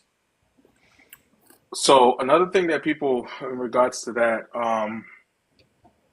they create a unrealistic expectation sometimes in regards to holding somebody accountable for the mistakes that they made or the things that they caused, or any ill will that they caused them. So they hold a higher regard for that person sometimes, whether it be family, friends, a relationship. So when something does happen, and they struggle with understanding the situation. They struggle understanding of why it happened because they have this high regard for this person. This person loves them. This person has been riding for them. You know what I'm saying? And then it becomes a situation where now I got to put you in a different box. Like I got to put you in a different situation, and I don't want to do that. Like, you know what I'm saying? Because I care for you so much, I don't want to do that. I don't want to put you in a different box, in a different situation. I don't want you to be in that box from the other people that did damage to me. I don't want to put you there. So they try their best to hold on. They try their best to hold on until they can't hold on no more. Okay.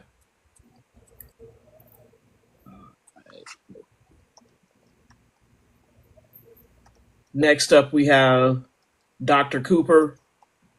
How do we balance forgiving someone while still holding them accountable for their actions?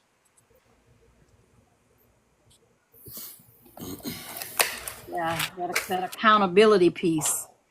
Um, this is the part where we talk about grace, but also we can extend grace, but I can put my foot down.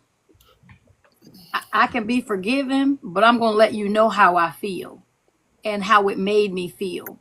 And oftentimes we have repeated cycles because we don't speak our truth, because we really don't address how this affected me.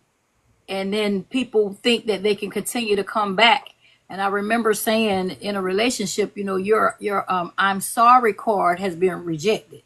You can't even use that anymore, because that apology, it doesn't even work anymore. That account has been closed. You don't even have anymore I'm sorry's. Okay. So when we get to that point that we understand that you continuing to treat me the way that you treat me, it's up to me to put my foot down. And so I have to separate the emotional release of forgiveness from the need of justice and consequences, because I'm going to continue to stay saved. That's my part. I'm responsible for that. But at the end of the day, don't take my meekness for a weakness. Right. And when we enter into specific relationships, and we're the person that evolves, and sometimes the other person does not. And then we deal with a lot of things because we say that we changed, and then people will try you, and they will try to test you to see if you're really who you say that you are. But at the end of the day, I'm responsible. I'm going to say it until I'm blue in the face. I'm responsible for how I feel. I can't blame you for how I feel. If I have boundaries up, I have to enforce my boundaries. I have to let you know. I have to teach you how to treat me.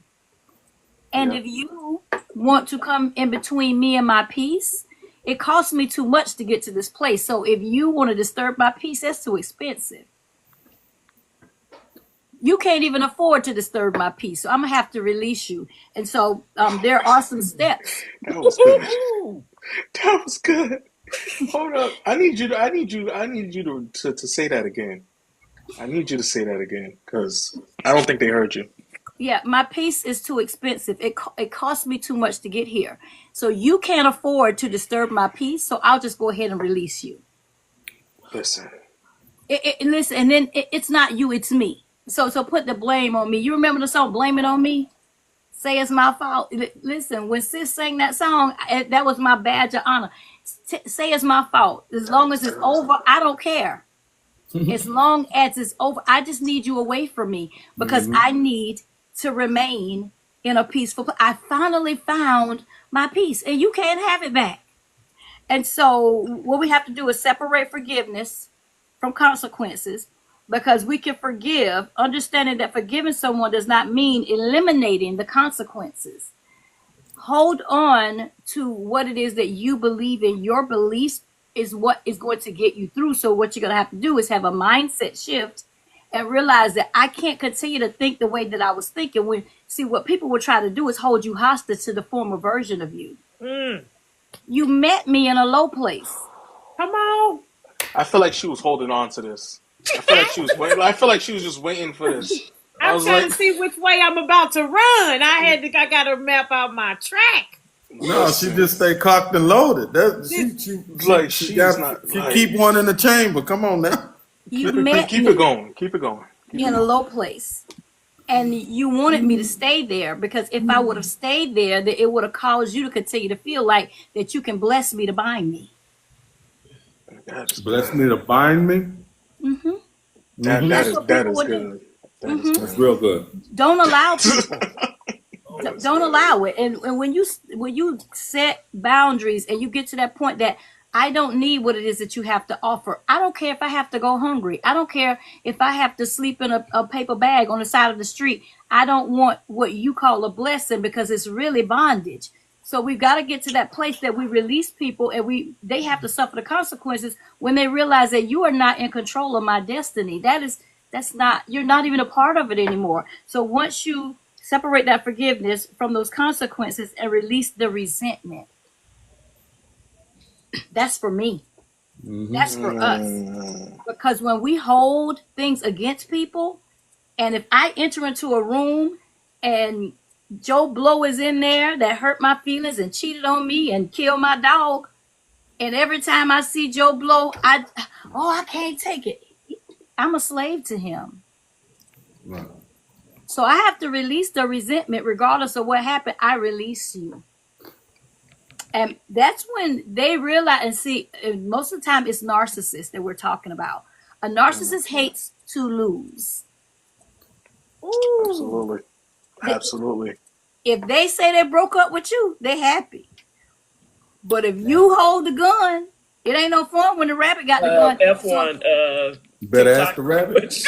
TikTok language. Y'all better talk to the rabbit. F1 in the chat. F1. Okay. So yes, so we have to be She in her bag. I love it. we have to be very careful of the people that we have in our lives and how we allow them to remain in our lives, because what is it that you want? It's 2025. It's time to thrive. I refuse. And we have to get to a point that we refuse to feel a certain type of way. So then we communicate clearly. I said what I said. I didn't stutter. And people would, as I said, if you met me and I was nice and sweet and quiet and timid, I might have been that person, why are you so quiet? Y'all heard me say it before, it's for your protection. Talk about it. See, a lot of us have fought to get away from the old version of me. And then when you met me, I was, in transition. But then when you elevate, and the people that we're around, they don't elevate with you. Some people cannot handle a certain level. They can't go into a certain hemisphere with you. And so they drop off and they can't stand that. Hold your peace, hold your ground. Just know that when you go to a new level, don't worry about the new devils. Just realize that there's other people on that level that you're going to be able to connect with. And don't try to meet up with the people who are on the same level with you. Go deal with somebody who's higher that can continue to pull you up. That's where we get to the point that community becomes a new currency. Mm-hmm. Like, you're happy if we over here broken, eating soup and loving and doving and rubbing toes. No, it's time to go to other levels, meeting people on different levels so that we can continue to grow and elevate. Because the more that I grow and elevate, then I go back and I pull my community with me. Then we go to focus on action and not just words. Because a lot of times when we're trauma bonded, we're stuck in these relationships, we end up going right back because it's a familiar place. We've got to destroy the familiarity and stop just talking about it, but being about it and taking actions. And we can't do that if we're still hanging out with the same people, because they could be like, girl, I saw Johnny the other day, girl, he was fine too. And so was in his face, and now you in your mind, girl, I can't let her take John. Girl, she can have Johnny and the dog. Right. We've got to get to a place that, when you're sick and tired of being sick and tired, you're going to make some changes and adjustments. And we're still extending grace because I'm not even mad at you. Like, I am free. And that place of freedom will really release you to not even worry about what happened. It's a process. It does not happen overnight. At the age that I am now, I am truly living in my truth, because I go back and I say, dang, I should have never married him. I married somebody else's husband. I should have left him where I found him. And I'm not even blaming for what happened in the relationship. I'm talking about the part that I played for allowing specific things to happen in my life. And when we start taking personal accountability and responsibility and stop playing the blame game, then we can truly move forward and deal with all of these things that cause us to not be able to communicate clearly, get that support that we need, release having to control the outcomes. It is what it is, and it ain't what it ain't. And live to see another day. People in our lives that we feel like we have to hold on to, do you realize how big the world is? There are so many people in the world that I have not even had a chance to meet yet. You think I'm going to hold on to somebody who does not understand my value? When you know your worth, then you can add tax. Ooh. And the last thing I'm going to say is practice patience. Wait a minute, hold on.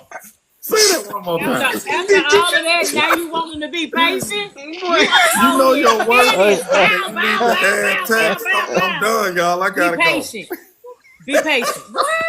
hey, Dr. You're Cooper. supposed to lead with be patient. Dr. Cooper, Yes. you done summed everything up. We ain't nothing else to say but pass collection pain. You done summed it up. Ooh, I love that one. You know your worth and you need to add text. Yeah. Ooh. Always. Can we Always. get that on a shirt? Go ahead. Let's do it. Absolutely. They have Oh my God, that's they a have that excellent. shirt on Team Coach E. Timu. They had that They got shirt no on Team Timu. They Oh, do. That's something that's else, man. fire. That is Listen, fire. Man, you just went whoop de whoop. She got me sweating over here, y'all. listen, I'm ready to jump out my seat after hearing all I'm that, just I man. don't trying to know what be we're patient, talking man. about Sit now. calmly. Oh, that What was else do we fire. say after that? There's nothing else to Anybody say got after any that. questions? Because I don't want to answer my next question. It's over. I can't come Man, that behind was. it. And She I got don't even one know I more. my mean, I'm thoughts. I sorry was to done cut at you no off, more, but that no did more. something to I'm my sorry soul. cards, and then we just kept going. I'm like, I don't know what we going, what we do I now. was What we done at do? I was done at my piece is too expensive and you can't afford me, so I'll release you. Because you can't pay for this piece I got. And it cost me too much to get here. And so I'm gonna let you go ahead because you do not know my value and I'm too valuable for you. Don't So forget to tag. I recommend that Tag. all of our clips from this No conversation executive. be Dr. Cooper's whole thing there, and her and red tape. They just go ahead. You don't need just let I'm that telling be you, it. Just you got some yeah. splicing to do. You got hours and hours of No, splicing. actually, I started using a software that clips for you, but I am going to have to go back and do some longer segments as well. But it has made my life so much easier. Let me, You're gonna have to share that app with us because yeah, I was because like, I'm gonna what need that. software? that is, 1 second. I have it on. Because That was fire, Cooper. I've been using Opus. Fire. Yeah, that's what I've been using Opus. Yeah, that's what I use. Okay. But usually I was doing everything manually, or yeah, I was doing a lot of manual stuff. And then the last two ones that I did, I went back and clipped from there, and I literally all I got to do is pull it up and put it. And they even gives you a title and everything, so you don't even have They to. give you Oh, title, nice. they give you hashtags, they give you everything. Yeah, so that's definitely a time saver. It's worth it. It's not even that much a year, so. So it's a third party and a subscription based. It is, Yeah. but it's Third only party like software. 120 for the year or something like that. It's not that much, you know. And if you have a nonprofit, you always want to check because some of these applications give discounts for nonprofits. True. Very true. Dr. Cooper, you need anything to drink? Yeah. Yeah. You Can came I pour out, you some boy. libation? We don't know what else to say. It can't nothing be said now. And you play Bible. some It all music. up We here. need an intermission. Yeah. You carry your Bible. And you don't win Let me all carry of your my stuff. Bible for you. I'm sitting up here like, okay, you been looking over my shoulder. Ooh wee. I feel like I think we need to talking straight to reset. me. I said I was supposed to be here. What God has for me is for me. I'm not gonna unload these too many cannons. I'm only gonna do like 5 more instead of 10, okay, Dr. Cooper? Because you was talking to me. Thank you, Prophetic. Thank you. We all in this together. It's a family It is. affair. I love it. I love it. I We need give honor what honor is due. That's what we do. Yeah. I want you to have all your flowers I on need this that. side. I need that whole clip. I don't even That was need a amazing. snippet. Just send me that whole part. I got a note. I got a note that I'm writing in my notebook about this. Yeah, because I'm gonna need to write those over her and red tape. I need notes. Like it glossed. It just like, whew, okay. I need to Wasn't I that need to for- post it on my YouTube, and then I'm gonna at her on my YouTube and just like, listen, everybody needs to hear this because this right there, that's the one right there. Fire. That's what they call fire. Fire, That's fire, how you fire. start off 25. You just come in. I have to take a flight next week, so while I'm in the airport waiting, I'll be working on those 2 clips. That's probably the time I'll be the best time to do that. I'm going to do something different on the next question. It's like it's a step process, so I'm going to let everybody contribute their own what they feel should be a step in the process. So, what steps? I'm going to start it off after I give the question. What steps can someone take to forgive deep betrayals such as infidelity or broken trust? So, I'm going to start off. Forgiving deep betrayals like infidelity or broken trust is complex and deeply personal process. It takes time, effort, intentionality. So the first thing you got to do is you got to acknowledge the hurt and you got to be in touch with your emotions. You realize that it's okay to be angry, it's okay to be sad, it's okay to feel betrayed, and then you have to understand the impact. Reflect on how the betrayal has affected you emotionally, mentally, and physically. So that's my step. Anybody else can jump in and they can say what they would add to that process as far as overcoming a deep hurt, such I as I'm would gonna go. say for I'm gonna go me last. that Go yeah, ahead, I'm gonna Sway. jump in right quick and go on and just yeah. For me, when Whew. that question is on a personal level, I grew up with a lot of abuse from my parental unit. Um, and that had been a struggle with me for years. I would go to a place knowing all those different things, and then something would do to trigger it back up to bring it to the forefront again. Where every time I was around him, I had to prepare my mind. You know they're going to do X, Y, Z. And because they're going to do X, Y, Z, you're subjected to respond this way. And so I had to tell myself, this is what you know to be true. The word of God, what you stand on, what it says about forgiveness. The reconciliation, we had all those conversations. The part was they were who they were and they were not changing. So I had to decide what amount of space I was going to give them in my life in doing that because I needed to operate in a particular way. Sometimes it required distance. Sometimes the reality is that leave it to beaver thing wasn't going to happen. I needed to have realistic expectations of what would be, what is a safe space to operate in, and to be able to do that. Sometimes we're in situations where I think Derek mentioned about forgiveness and reconciliation are two different things, and that person may never be in a space because whatever they dealt with in their childhood, whatever different things they have socially going on in faith, they may never get to that place.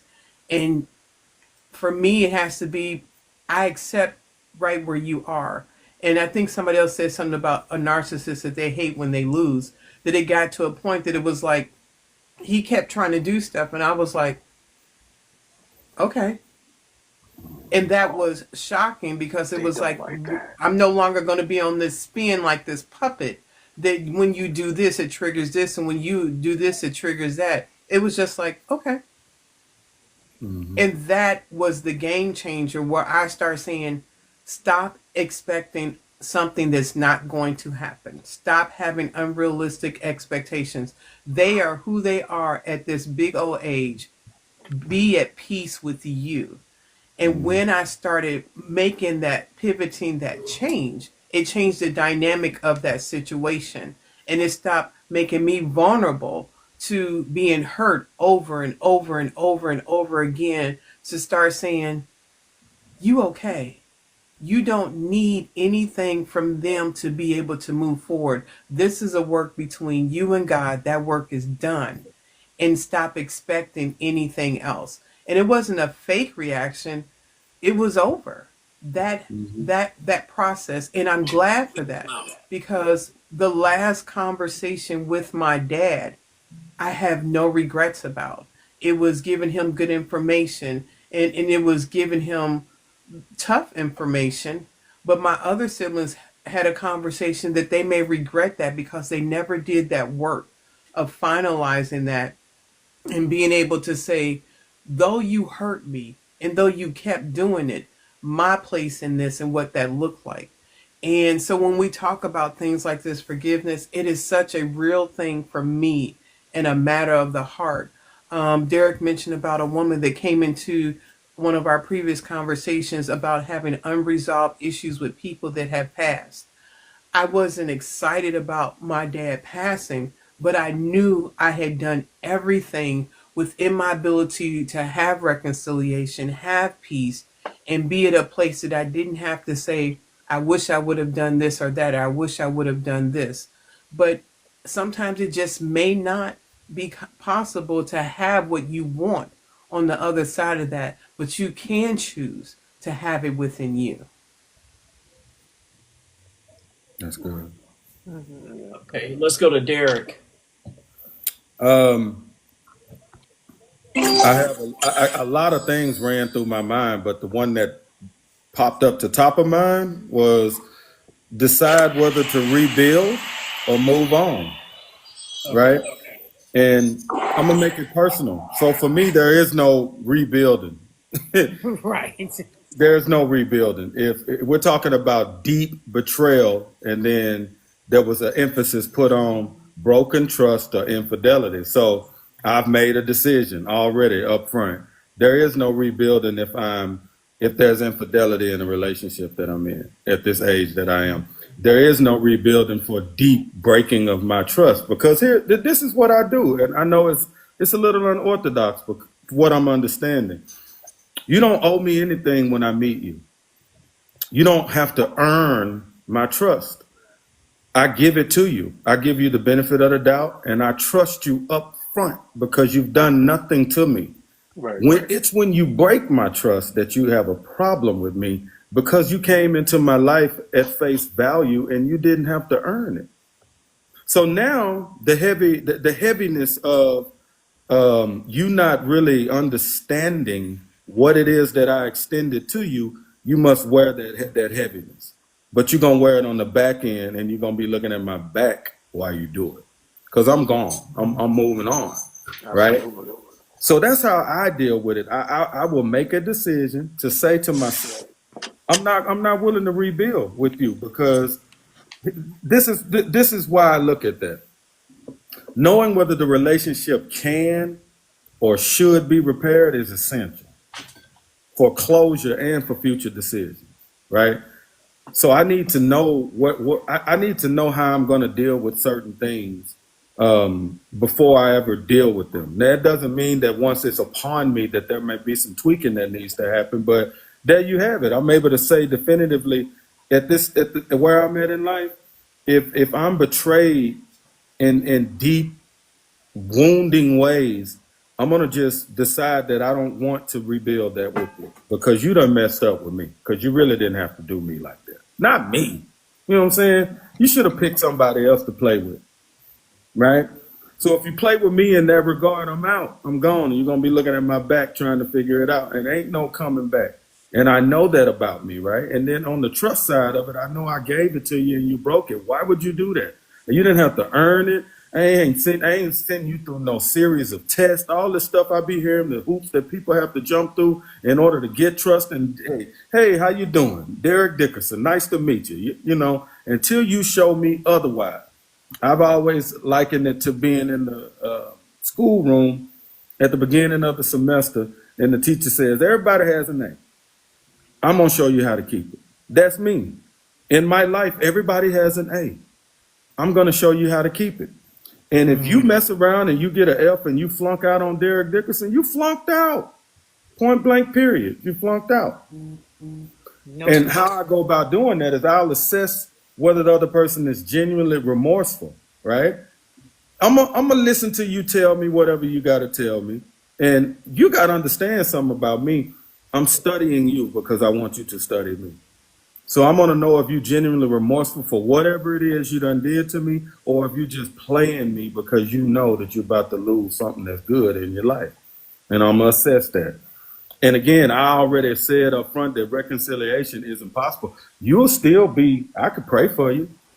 You know what I'm saying? You'll still be a child of God that I don't wish nothing on you, you know, but I'm going to say you're not somebody that needs to be in my life anymore, right? So that's how I choose to deal with deep betrayals of infidelity and broken trust. It's like, once you do that to me, you just show me who you really are, and I'm going to move around accordingly, right? And my advice, look, that's just what Derek would do, right? Because that's how I'm able to walk in my peace.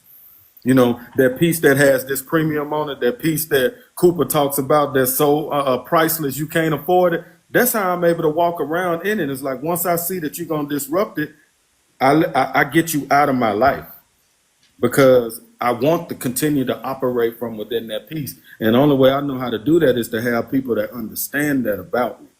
And so if you're not willing to understand that about me, then you don't get to have an audience with me. And it's fine. Like I said, no bad blood. I'm not going to sit up and spend. Look, we're talking about forgiveness, right? So I'm not just talking to be saying it. I'm going to forgive you, but that's for me. I'm going to move on with my life because that's for me. I'm going to make sure that I'm not broken and damaged behind you doing me so dirty. And then I'm going to go on and go live my life, and I'm going to make sure that I'm a healed person trying to do that. And it won't be all of this lingering and letting you back in and talking myself down and looking the other way and sweeping things under the rug and all of these bad activities that we enter into because we just won't sever, right? So if you really love me, we talked, Tate talked about love. In all of its applications, you're not going to do me like that. And when we get through having that conversation, I'm going to be like, I appreciate you for just sharing why it is that you did what you did. And, best of luck to you. I'm out. Red Tate. I'm good.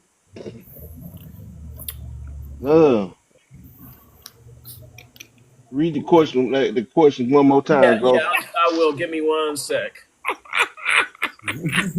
Okay, so we're talking about steps. So steps someone can take to forgive deep betrayals such as infidelity or broken trust, and everybody's just adding what they feel should be a. I really don't want to answer this question because that's going to be in my last question. Okay. Okay. Okay. That's fine. But I will tell you this: go through the process. When you're going through the process,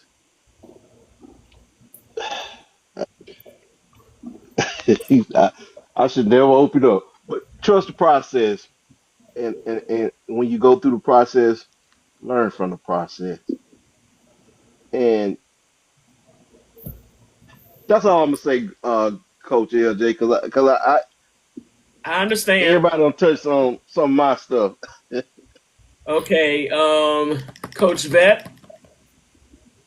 So I'm really like Derek, and so I'm going to give this advice for someone who is quick to forgive betrayal. I'm gonna shut it down because I'm gonna be mad at me, and it's gonna take me longer to forgive me than it is for me to get you out of my life. So when for working with betrayal, I'm gonna say releasing the person. Okay. You want to recognize the betrayal, what it was, um, and then you want to see if it's something that you think that may have been something that I just can't see that being my fault. I can't even. I mean, you have to recognize what the betrayal is, and then you have to see if it's something that you can deal with or if you want to release it. And then you have to take those actions accordingly. But the one thing with forgiveness and betrayal is once you accept that person back, if you continue, once it takes place, if you continue to allow them to be in your life, you cannot continue to bring that up over and over and continue to pick at that wound. You are going to have to go ahead and put the Band-Aid on it with some Neosporin, and you're going to have to let it heal, and you're going to just have to move on. And anytime it begins to fester, you're going to look at the scar, and then you're going to remember the decision that you made. Because you cannot, if you take somebody back after cheating, infidelity, backstabbing, talking about you behind your back, whatever it is, whenever you take them back, you accept that apology and you accept it so that you can move forward. Not continue to bring it up to browbeat it to them until you feel like letting it go. No, when you take them back, whether they move back in, y'all go back to brunch and y'all say, I love you, girl, and we're going to be together, like, let it go. Because you cannot continue to hold on to it because you are not forgiving, you are festering. And this makes no sense to continue to fester in that misery if you want to have that person in your life. If you cannot recognize it and deal with it, you must be able to release it. Okay. Dr. Cooper, what is the one step that you would add? I'm with my brother Derek and my sister Vet. I have a no tolerance policy for infidelity, specifically because of past situations and been through that and refuse to go backwards. anyone who is young in a relationship, because it was, you know, when I was younger, when I was married, we came in it this way. This is what we said. We stood before God and our family. This is what we said. You chose to go a different route. And oftentimes when people are in the thick of it, they stay because we don't want, we don't want nobody to say we already got married. And at this age and place in my life, there's a no tolerance policy. So people choose to do whatever they want to do. And if that's who you choose to be, you can be that person without me. Over there. And Over there. way over there. Over And there, guess y'all. what? No, we can't be friends. For what? Ain't nothing to talk about. Yeah. Not when you broke it. Like Derek said, you cheated on me? Right. Not me. You Yeah, serious not right me. now? You Don't serious cheat on the right now? next one. Not me. You got Do that out you the really? system for you. Got my number. Do you really understand what you just did? Yeah. If I were you, I wouldn't go in the street and tell nobody this. Cause Mhm. you really don't understand what you just did. So that's coming to know who you are. But if it happens, it's been a long time since I've been in knee deep in a relationship, in love. I was in a relationship, I was in a long-term relationship, but I don't think I was all in because we weren't married. We weren't even engaged. It was a long-term, long-distance relationship, and it was comfortable, pretty much. And so because of the infidelity, I didn't put my heart all in. And so now that I'm taking the time to heal, and whenever it happens again, whomever he may be, he's going to have to be somebody special. Because I'm special. And we're going to be special together. But whomever he may be, as Derek said, hi, this is who I am. There's no checklist. There's no 90-day. Listen, it ain't long before I reach a certain age. I'm past 55. Anybody got time for foolishness? Right. This is what it is. If you want to be buddies, we go out to eat, fine. But come in being straight up. But guard, y'all can take this with you. Guard your heart, but take your brain with you. That's right. All day long, every day. Yeah. Mm-hmm. Coach E, Oh man, how can I go after all that? Hey man, you did you it only for got yourself. one. Yeah, I It's did. only- I wanted to challenge myself a little bit, but no, honestly, you got to ask yourself, like, what's more important, the chaos or your peace? Like, what's really more important? Like, being in a positive light with yourself, or constantly dealing with the anguish of the infidelity or the betrayal or the damage that it's gonna cause moving forward, right? Because, like I said, in a situation, in that type of situation, you can bleed on others. The people that are trying to help you kind of pull yourself out of that, trying to really support you and get you out of that mindset, get you out of that situation.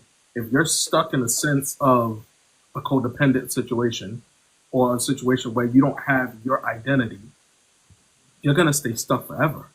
It's not gonna be an easy situation out. It's gonna be very difficult to get yourself out of that. So you have to ask yourself, what's more important, being at peace or constantly living in chaos? For me, I'd rather not deal with chaos. Chaos is not fun. There's nothing fun about it. It's really a damaging thing to sit there and live in chaos because negativity comes right after it, right? There's a difference between the negativity and the chaos. The chaos is just what you're currently dealing with. The negativity comes from the people that are within that chaos. Now, why do you want to keep dealing with that and putting yourself in that situation and constantly being tired and being overwhelmed and being exhausted? Why would you want to do that to yourself? You know what I'm saying? Why would you want to do that to yourself? I would hope, right? We would hope that we want to be in a better position in life. You want to hope that you want to get yourself out of that situation so you're no longer dealing with the infidelity or dealing with the betrayal or dealing with the chaos. Once you see your peace once you find that, it's very hard for you to want anybody to infiltrate that. Mm, It's very difficult for you to want somebody to infiltrate that because you're gonna look at everything with a lens. You're gonna look at everything very, very clearly, and you're gonna be paying attention to everybody's behavior. You're gonna be paying attention to everybody's maneuver and the way that they act around you. You're gonna look at that, and once you have that peace and that positivity, and you're moving with love, and you'll be able to forgive that person, even though you're not gonna be able to get that true response from them on why they did it, right? Their why is not, it doesn't even matter. The why that does matter is why are you allowing yourself to stay? And what are you gonna do about it? What are you gonna do to move out of that situation? What are you gonna do to be the better version of you in regards to living a more peaceful life? Away from that betrayal, away from the cheating, away from the family member that probably did you dirty, away from that friend that you probably knew for 10 years and he chose or she chose to move in a weird way because of whatever reason that they did it. You know what I'm saying? Like, what are you going to do in regards to that? Are you going to allow it to keep happening? Or are you going to stick around and see if it happens again so that way you can make your final decision? Or are you just going to be like, you know what? You've done this enough. Let me get out the way. Let me remove myself so that way I don't keep hurting myself. Because at this point, I'm not hurting nobody but me by sticking around. That's it. You're just hurting yourself at that point. They already know that they're doing it. They're well aware that they're doing what they're doing. They're playing on the fact that you want to stick around. So they're going to be like, all right, this person's sticking around. I can continue to keep doing what I'm doing. And they're not going to leave. I'm going to keep hurting them. I'm going to keep cheating on them. I'm going to keep doing these things to them because they're choosing to stay. They're making the conscious decision to stay.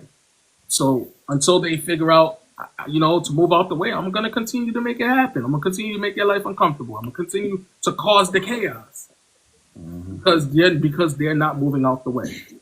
But the moment you start moving out the way, I guarantee you their whole mindset's going to change. They're going to try to play that, oh, come back, or I apologize. Cool. Give me the fake apology if you want to give me the fake apology. I'm still going to move out the way.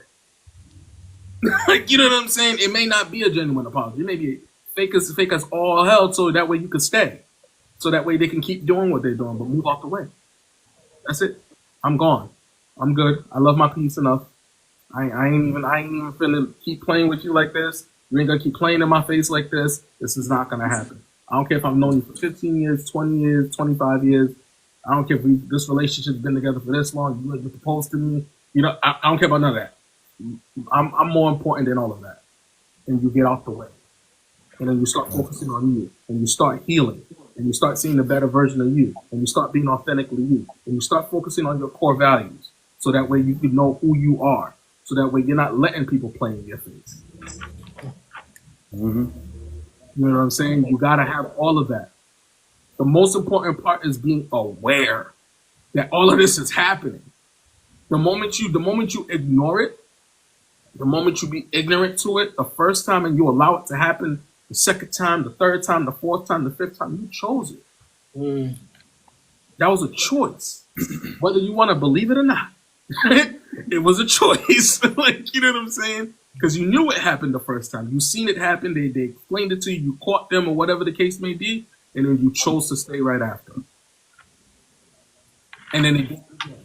And then you chose to stay again. And then you did it, and then they did it again. And then you chose to stay. Mm-hmm. But the moment that you choose to leave, that's when your journey starts.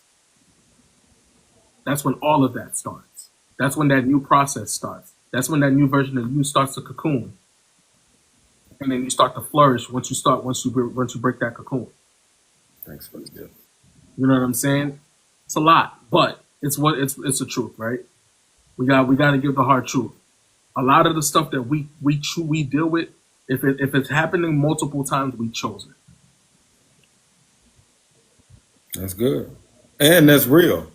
And I'm gonna just add one more thing. You get one opportunity to show me that I'm not him. You get one opportunity. Because I'm coming in thinking I'm him because that's what you done said to me. You get one time to show me that I'm actually not that guy, and I'm gonna be like, okay, I'm not gonna sit there and try to convince you that I am. Once you done showed me that I'm not. And that's all I want to add. Yeah. Loving yourself is the key. I know somebody said love is the key. Loving yourself is the key. To remove yourself from all of that situation, to remove yourself from any situation that you're currently dealing with, whether it's a relationship, a friendship, a bad work relationship, family, all of it. Loving yourself is the most important thing. There's nobody above you except God. Like, you know what I'm saying? Nobody above you except God himself. So, And he probably tired of you. listen. Hey, Hormiga. Good evening. What's up, brother, man? Good evening, very intelligent and insightful people. How What's are up, you? King? Good evening. Hola. You're not going to believe this, but I have a legitimate question for you guys. Oh, wow. Uh-oh. I'm going to play the other side. I'm usually up there with you guys, but this time I've been listening to all of you, right? Mm-hmm. So I'm going to say something, then I'm going to ask a question if that's okay. All Yes, right. So listening to everybody here, obviously there's different personalities, there's different characters. There is a consensus of the awareness and who to be. Some of you was talking about forgiveness. Some of you was talking about one-shot deal. Obviously, everybody's different when it comes to forgiveness, what they're willing to tolerate or what they're willing to either start all over or work with what has happened to them. My question is, because we talk a lot about what to do when it happens, but how can we prevent, for the people that are listening, how can we prevent, or what are the signs that we can see to detect the person that's looking for a person who is more likely to forgive them ahead of time because their intentions are to do and be who they are? Well, they pay attention to the cues. What are the cues? So in regards to somebody that's looking for that, or that they know that they're capable of making somebody forgive them, in a sense, they know your boundaries, right? They know your boundaries. They know the cues as you as an individual. So they know what to play on. You know what I'm saying? They know what to play on, so they're gonna play on what they know about in regards to you. So that way they can manipulate you to forgive you. They're gonna manipulate you so that way you can forgive that, in a sense. But that's what I got for that one. Yeah, I'm talking about the hunter because some men are hunters, right? We hunt. And sometimes when we get what we want, we don't want it anymore because it was the hunt that we were interested in, right? Right. So I'm talking about those men or women, but more men, I think, that look for women intentionally because they know that they are more likely to forgive you for what you're about to do to them. Let me use what you just said. My advice to women would be, if you don't want to be hunted, like he described, pay attention to the fact that you being looked at as prey. Ooh. You know what I mean? Like there's pursuit, there's being a suitor, there's a proper gentleman in the way to move in the direction of a woman, and then there's hungry ass lion out in the Serengeti, you know, looking for a meal every night. Pay attention to whether you're being properly pursued to your satisfaction, or if you're being hunted like a piece of meat from a hungry lion. And if that is not the way you want to be pursued, then that's your red flag. That's your opportunity to understand that if I give him what it is that he's showing me that he kind of wants, not really, it's right under the surface. But if I give in to him, he's probably going to move on to the next, meal, if you will. If you sense that, then move accordingly. Be willing to try to have a conversation and see what he says. And if you don't like it, if you don't like the feedback that you get, then you need to move accordingly so that you always protect yourself. And then just choose yourself first. Like if something really doesn't feel right and you want to articulate that and you want to open a dialogue and you don't get what you feel you need to get out of that, cut your losses. Because that's what I would do. You know, if somebody's moving in my direction in a way that I don't feel comfortable with, I'm gonna address that, right? I don't want to be hunted. You know, so don't treat me like a piece of meat, because that's gonna show me something that I don't that I need to see, but I don't want to see in you. And so that's going to cause me to plan and move accordingly. So if figure out how you want to be suited and pursued, and if this guy is not or gal is not moving like that, then see that for what it is. Have try to open up a dialogue about it so that you can get that to be explained to your satisfaction. And if it don't feel right, it don't feel right for a reason, and move on to protect yourself. So, Hormiga, I would submit that if you work on your self-awareness, you're going to recognize this before it even happens. Like, as soon as a few signs appear, you will realize what's going on and you will know what you need to do and adjust accordingly.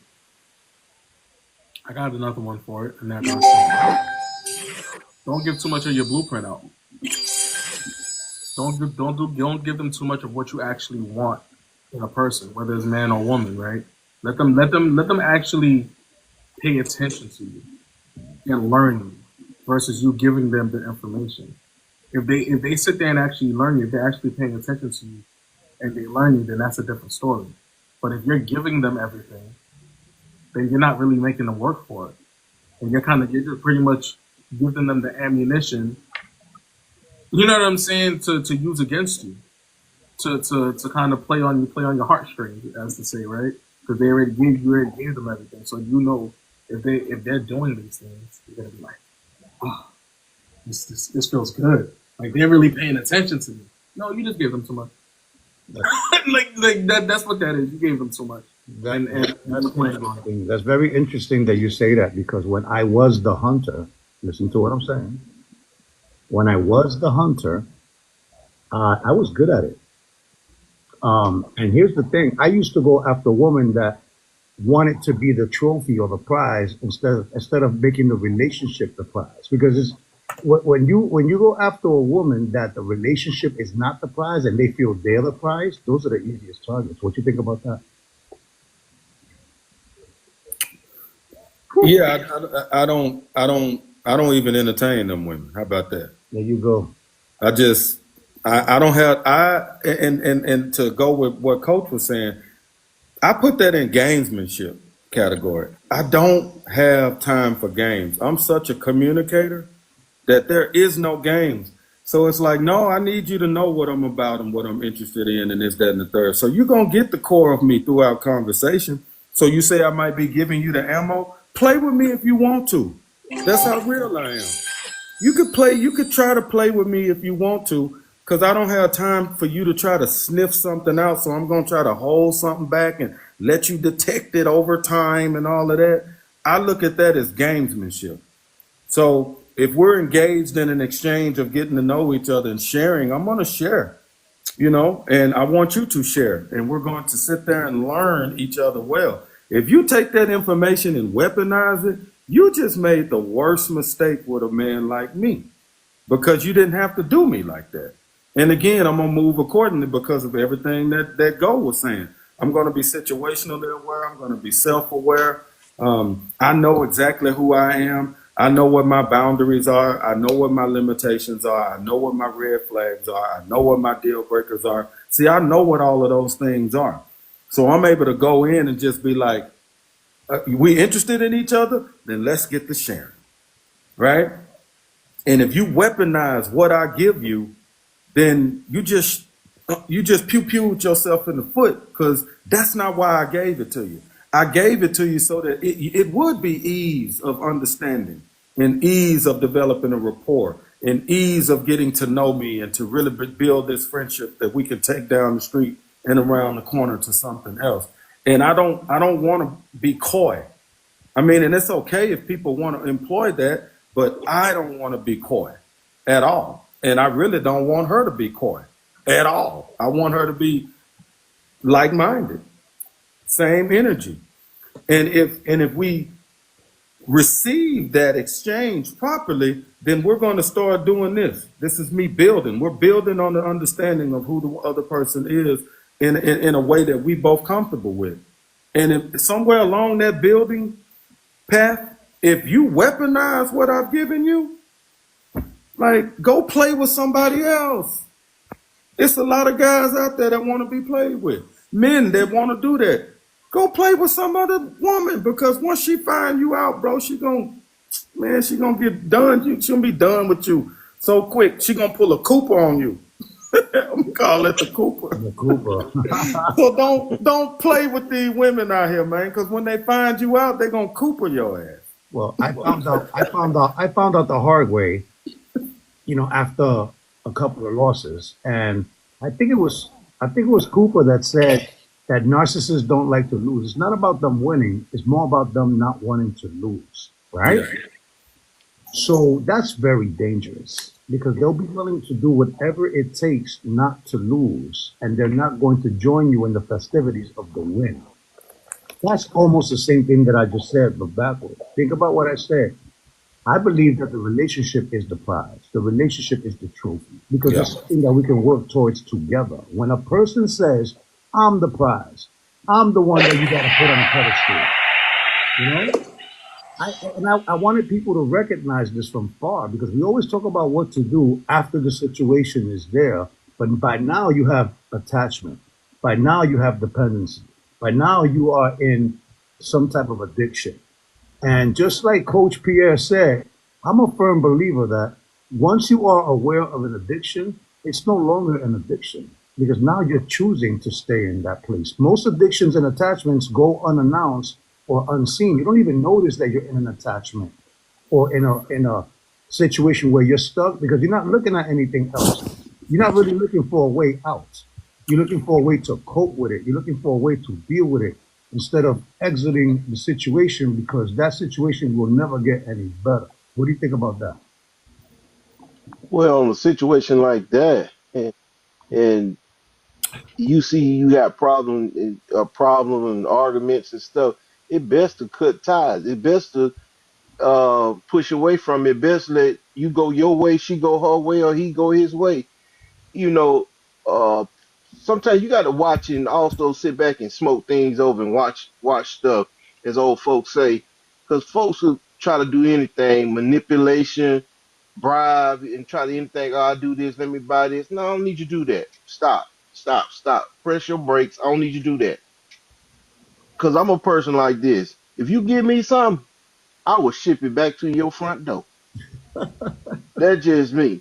Because I don't want you saying I bought this, I did this for you, I gave you this, I put it in the box and UPS it right back to your door and say thank you and God bless you. Because see, I'm a person, you can't control me. And once I see a red flag in an argument or something spiked off, and untrusted, and I can't trust you, and the relationship ain't gonna be the same. I'm not gonna sit up here and try to band-aid. I'm not gonna put a bandage on it. I'm not trying to stitch it together. Once it busts loose, it busts loose.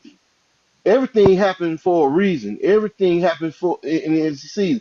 And maybe God trying to tell you, her, it ain't the right time. Because sometimes we try to do stuff and force stuff, it ain't the right time. And when everything is, see, when things go in the right time in God's perspective, you don't have to argue with it. You don't have to push with it. You don't have to force it. Because when God show up and the timing is right, it gonna fall like a set of dominoes. But if it ain't falling like a set of dominoes and you got to force it, try it, pull it, bribe, say, oh, let me take you to dinner. I don't need all that. You got to do all that just to, nah, something ain't right. So it's best for me to cut ties, uproot it, boom, keep it going. Once I uproot the situation and from the roots itself, I'm cutting ties completely. I'm focused on myself. I'm focused on saying, God, you delivered me out of this situation for a reason. Because you keep pushing and being aggressive. Oh, hold up, stop. Because see, you could be calm, cool, and collected and a sweet person, but you ain't gonna let nobody walk over you. You ain't gonna let nobody keep pushing you and trying to buy you. I'm not easy to buy. me, because I tell you, I don't want nothing. Baby, you keep that. Young man, you need to tell, young lady, you need to tell the young man, you keep that. Because see, if I'm easy to buy, easy to get stuff, I feel like you pimping me. I feel like you pimping me. And I don't need to be pimped. And I'm not that easy to bought out, so get bought out for anything. I don't care what it is. I'm not that easy because see, there's a cost and a price what goes along with that when people doing stuff because you trying to force something. Stop trying to force it. If it gonna happen, it gonna flow naturally. If you got to force it, it ain't it. Now, what? I'm gonna twist it a little bit for the ladies, right? Just a little bit. Just recently, somebody told me something very profound. They said that the reason why you can't see it is because you're too close to it. Reason why you can't see, you'll see the red flags. You'll see red flag. Once you observe a red flag, you just sit back and watch it because that's just like a snake. A snake gonna show his head several times. A snake ain't gonna just come up one time and hide. You gonna see show his head several times, and once you see something going on that caught your attention, question mark it. Put a question mark and make mental notes. I'm okay. I remember that, and sit back and watch the whole picture because the picture gonna unfold itself just like a book, just like you open up a book. You can't judge a book by its cover. You got to open up that book and read it. And once you start opening up that book and reading, start observing your relationship and any kind of situation going on, it gonna unfold for you. I'm not gonna force anything. I'm not gonna do that. I'm gonna back off. So it's best for me to back off to keep me be sane in my mind, keep my peace because my peace got a word to it. The hell that I've been through, I refuse for anybody to come through to mess up my peace because my peace is valuable than anything. If I had to be by myself for the rest of my life, and I know it ain't good for man to be alone, I keep my peace. I can have friends. Hey, God bless you. Hey, my sister, you look good. You look beautiful. Nobody love you. Red Tate love you, God, and God love you too. And I can do that. Hmm. But the sign always gonna be there. Are we paying attention to it? Are we focused? What you caught up in the gift, in the flowers they buying, car they trying to buy you, house they trying to get you in, things they trying to no. So you got to focus and pay attention to it. That don't mean a hill of beans to me. Okay, we're going to do a quick song to get the numbers up, and then there's another person that has a question. We'll go over to that person, and there's another person in the queue as well. So thank you, Armika. I'm gonna drop down. I came up here just to prove that you guys know what you're talking about. What a very strong panel. Give yourselves pats in the back because I don't get along with the fluffy stuff, and you provided no fluff today. Congratulations. I'm out. Thank you. Thank you. All right, let's tap, guys. Tap.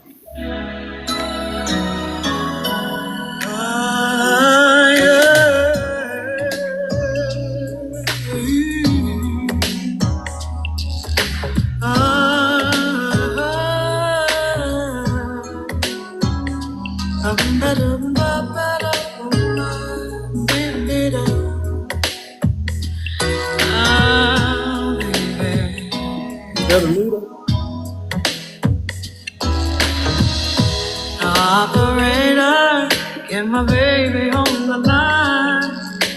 Just the other night, we had a horrible fight. I admit that I was out of control, but I still love my man with my body and soul. When the road gets rough, you say things you should not say.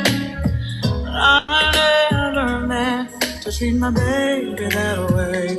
I apologize. Believe me. Oh, believe me, I do. I apologize. Honest and true. Because I know I was wrong. And so I sing you this song that I'm trying to get through. And make it up to you, yeah. Operator, it was like a bad dream. he shouted and the word I speak. Oh, I regret it, 'cause I was unfair. I took it all out on him, just because he was there. When the road gets rough, you say things you should not say. I never meant to treat my dad that way. I apologize. Believe me. Oh, believe me, I do. I apologize. I understand you because I knew I was wrong. So I sing you this song, and I'm gonna get through you and make it up to you. I apologize for I wasn't kind, and I wish I could roll back in time, erase our goodbye, and rewrite my life. Become rain or come shine, I wanna move right this time. I apologize.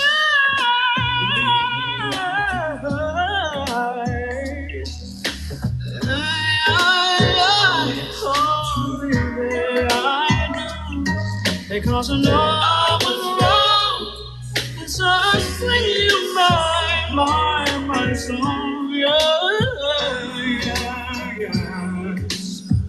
I apologize. I apologize. Oh, yes. Because I know I was wrong, and so I sing you this song. And I wanna get, I don't get, I need to get the wood. Oh, listen, oh, baby. I'm talking to you right now. I'm talking to you.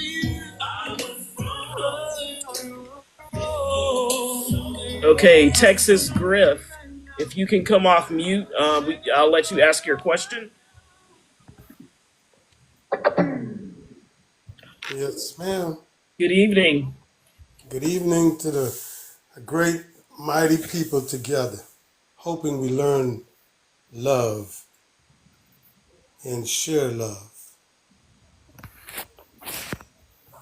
First of all, I like what Coach Pierce said. I was listening to some of what he said, and he had some very interesting information that he was trying to spread. I'm just a messenger. That's all I am. And I'm here to deliver a message. When God created Adam and Eve, and he put Adam asleep. I don't know if your scriptures say that, but mine do. And mind me, I'm just speaking from personal reference. No one, if it's not for you, please don't listen, because it's not for you. And if you have a rebuttal to it, I don't have any problems with it. But what I'm saying is for the perspective that I was raised by two parents, a mother and a father. I learned of my father's qualities and how he protected my mother. And I couldn't go to my father and ask him anything unless mom knew about it. It was simple as that. And when God created Adam and Eve in the beginning, he created them to be a pair, a couple. He took Eve, or a woman, from the inner part of a man. Think about that. If you take a knife and stuck it in you, you men, and you push it in the rib and twist it around, how would it feel? It's very painful. And that's where we got away from. Loving the woman we choose. We're the men. We're the leaders. We're the ones that to help, not leaders in the fact of dominating leader. God made man first. He gave man the instructions, not the woman. The woman was to educate, the man was to educate the woman as to what God accepts not for what he accept, but for what God accept.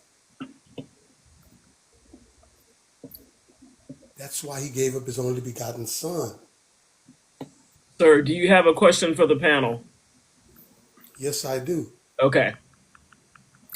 Do you believe that there is a God Almighty that's going to take care of all your problems and you wouldn't have to worry but just to serve him? Do you believe that? Is that for a particular panelist? No, it's for everyone. Yes, I believe that, Griff. Absolutely. Well, if you believe that, God is gathering his people together. That's what we need to do, love each other. We have to learn as men to love ourselves, just like we don't want to be hurt. We don't hurt the women that we get involved with. We chose them. They say they chose us, but you have to be the deciding factor. And once you're the deciding factor, then you're helping her to show her the love that you have for yourself. So when you do something wrong, do you punish yourself by not talking to yourself? When you slip and fall, when you hurt yourself, do you beat yourself upside the head because you fell? And that's love for yourself. So take that love and give it to the woman that you choose. And if you treat the woman like she's the inner part of you, she wouldn't have the problem.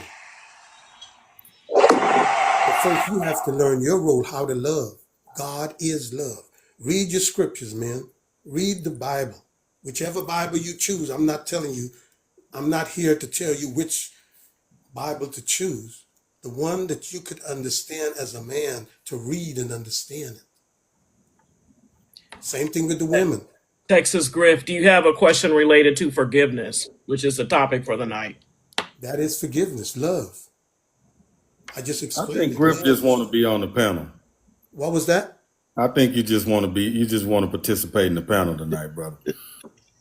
Well, I could do You're that. giving some monologue energy right now.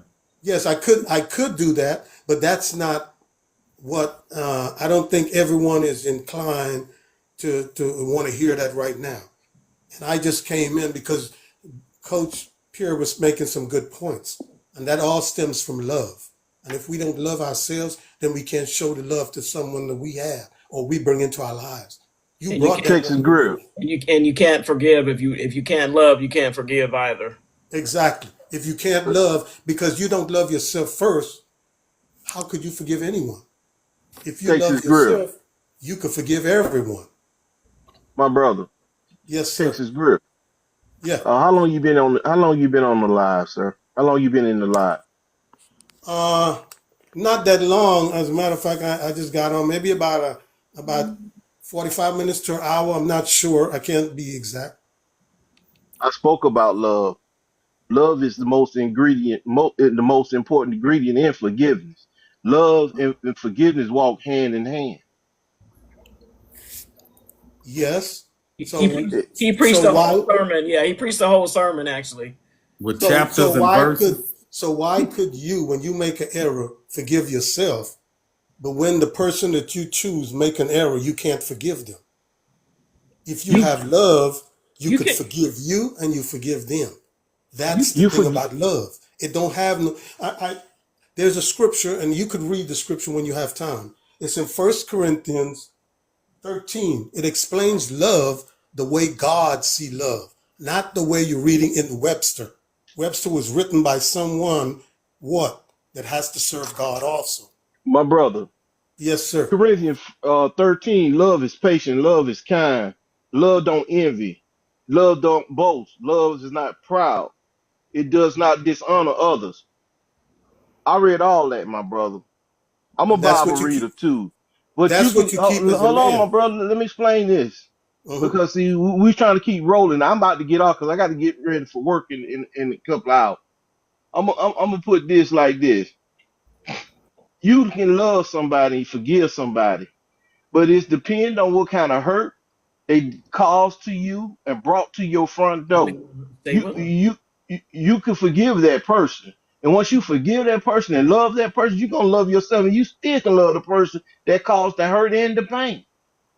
Ain't nobody say you can't forgive. I forgive you because I'm gonna forgive you because I'm gonna keep my blessing flowing.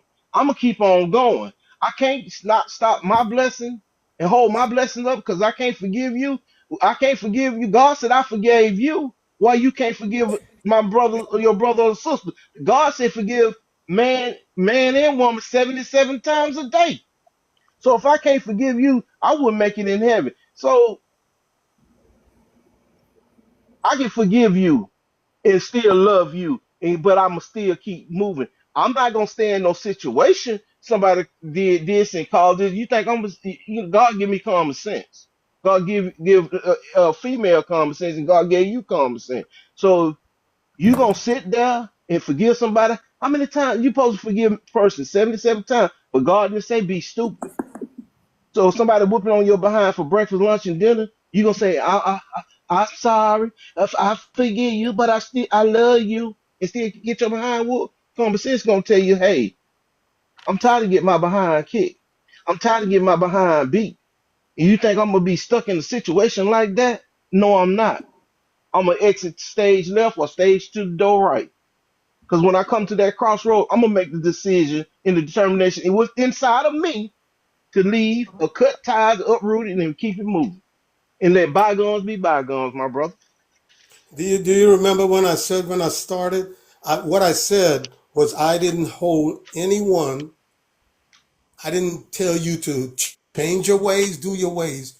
I'm saying my experience, and my experience gets into people's feelings. I understand that. I'm not telling you to change. I'm telling you as a man, and you have a reckoning with God, not with me. You don't have to prove anything to me. You have to prove it to God.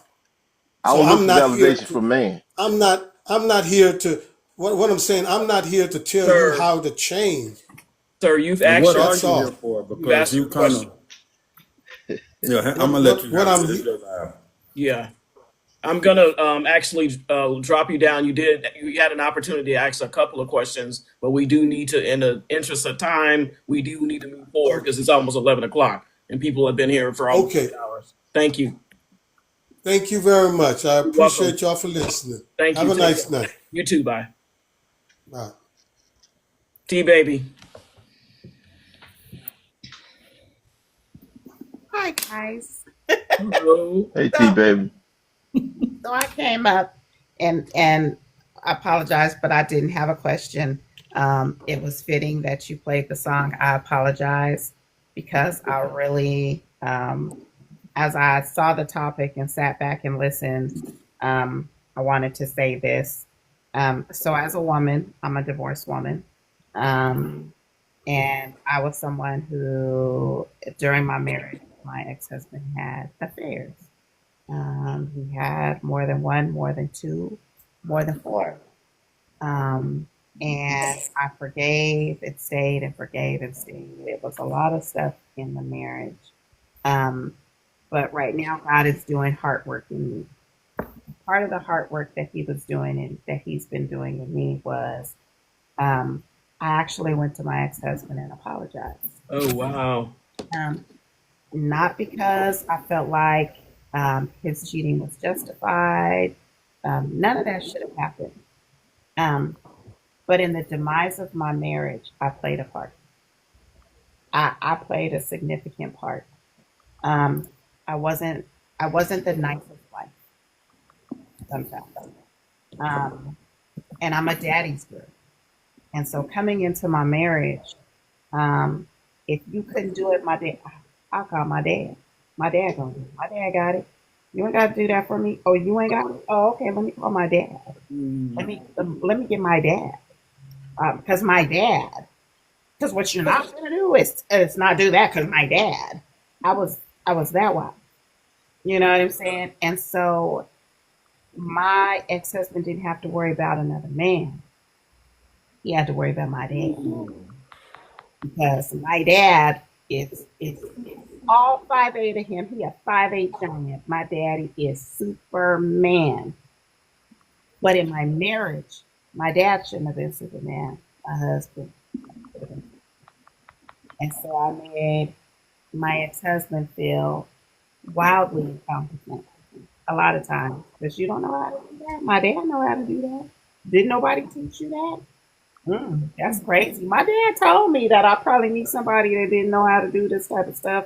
And that is crazy because my dad showed, and I was whooping this man's tail with my dad. I had a stick that was named my dad, and I was wearing him out. So I say all that. Why am I saying all this? I say all this to say that sometimes people do some really messed up stuff there. They do. And sometimes people do some really messed up stuff to us, and we didn't have a part to play in what it was that they did, right? But then on the flip side, sometimes we did some really messed up stuff to other people that did some really messed up stuff to us. And we justify the messed up stuff that we did to other people because they hurt us. So me cussing him out was par for the course. You know what I'm saying? Me punching him a couple of times felt like par for the course because I'm a girl and you hurt my feelings, so it ain't nothing for me to cock back and pop you real quick. That's nothing. Some of y'all done bleached clothes. Some of y'all done did stuff to tires. Some of y'all done did stuff to cars. Some of y'all done did stuff to food. Some of y'all done did stuff to something that they drank. Some of y'all went to another woman's house and did stuff to her. And it's not her fault that he made them vows. I can't go fight her. What I'm going to fight her for? That's just another single man. She's trying to get what she can get. It's on him. He stood before the Lord and everybody else. Just like a woman that's going out and cheating. You know, she stood before God and everybody else and made vows to you. So sometimes, you know, my thing is don't justify your bad behavior because of somebody else's bad behavior. If they're showing poor character and their behavior is bad, like really, like Tate said, get up, exit stage, left, right, front, back, wherever. But your free will is to leave. If you're in a situation that is physical and you can't leave, reach out to outlets in order to get help, right? Sometimes you can't verbally apologize to a person for your part or what you did to, cause harm to another person. So I really came up here to advocate, if you can't speak it, write it. Write a letter. Hey, here, such and such. I apologize for da da da da da da da. Write it all out. Like, put your heart to pen, paper, put your heart in it. Write it out. You don't never have to send that letter.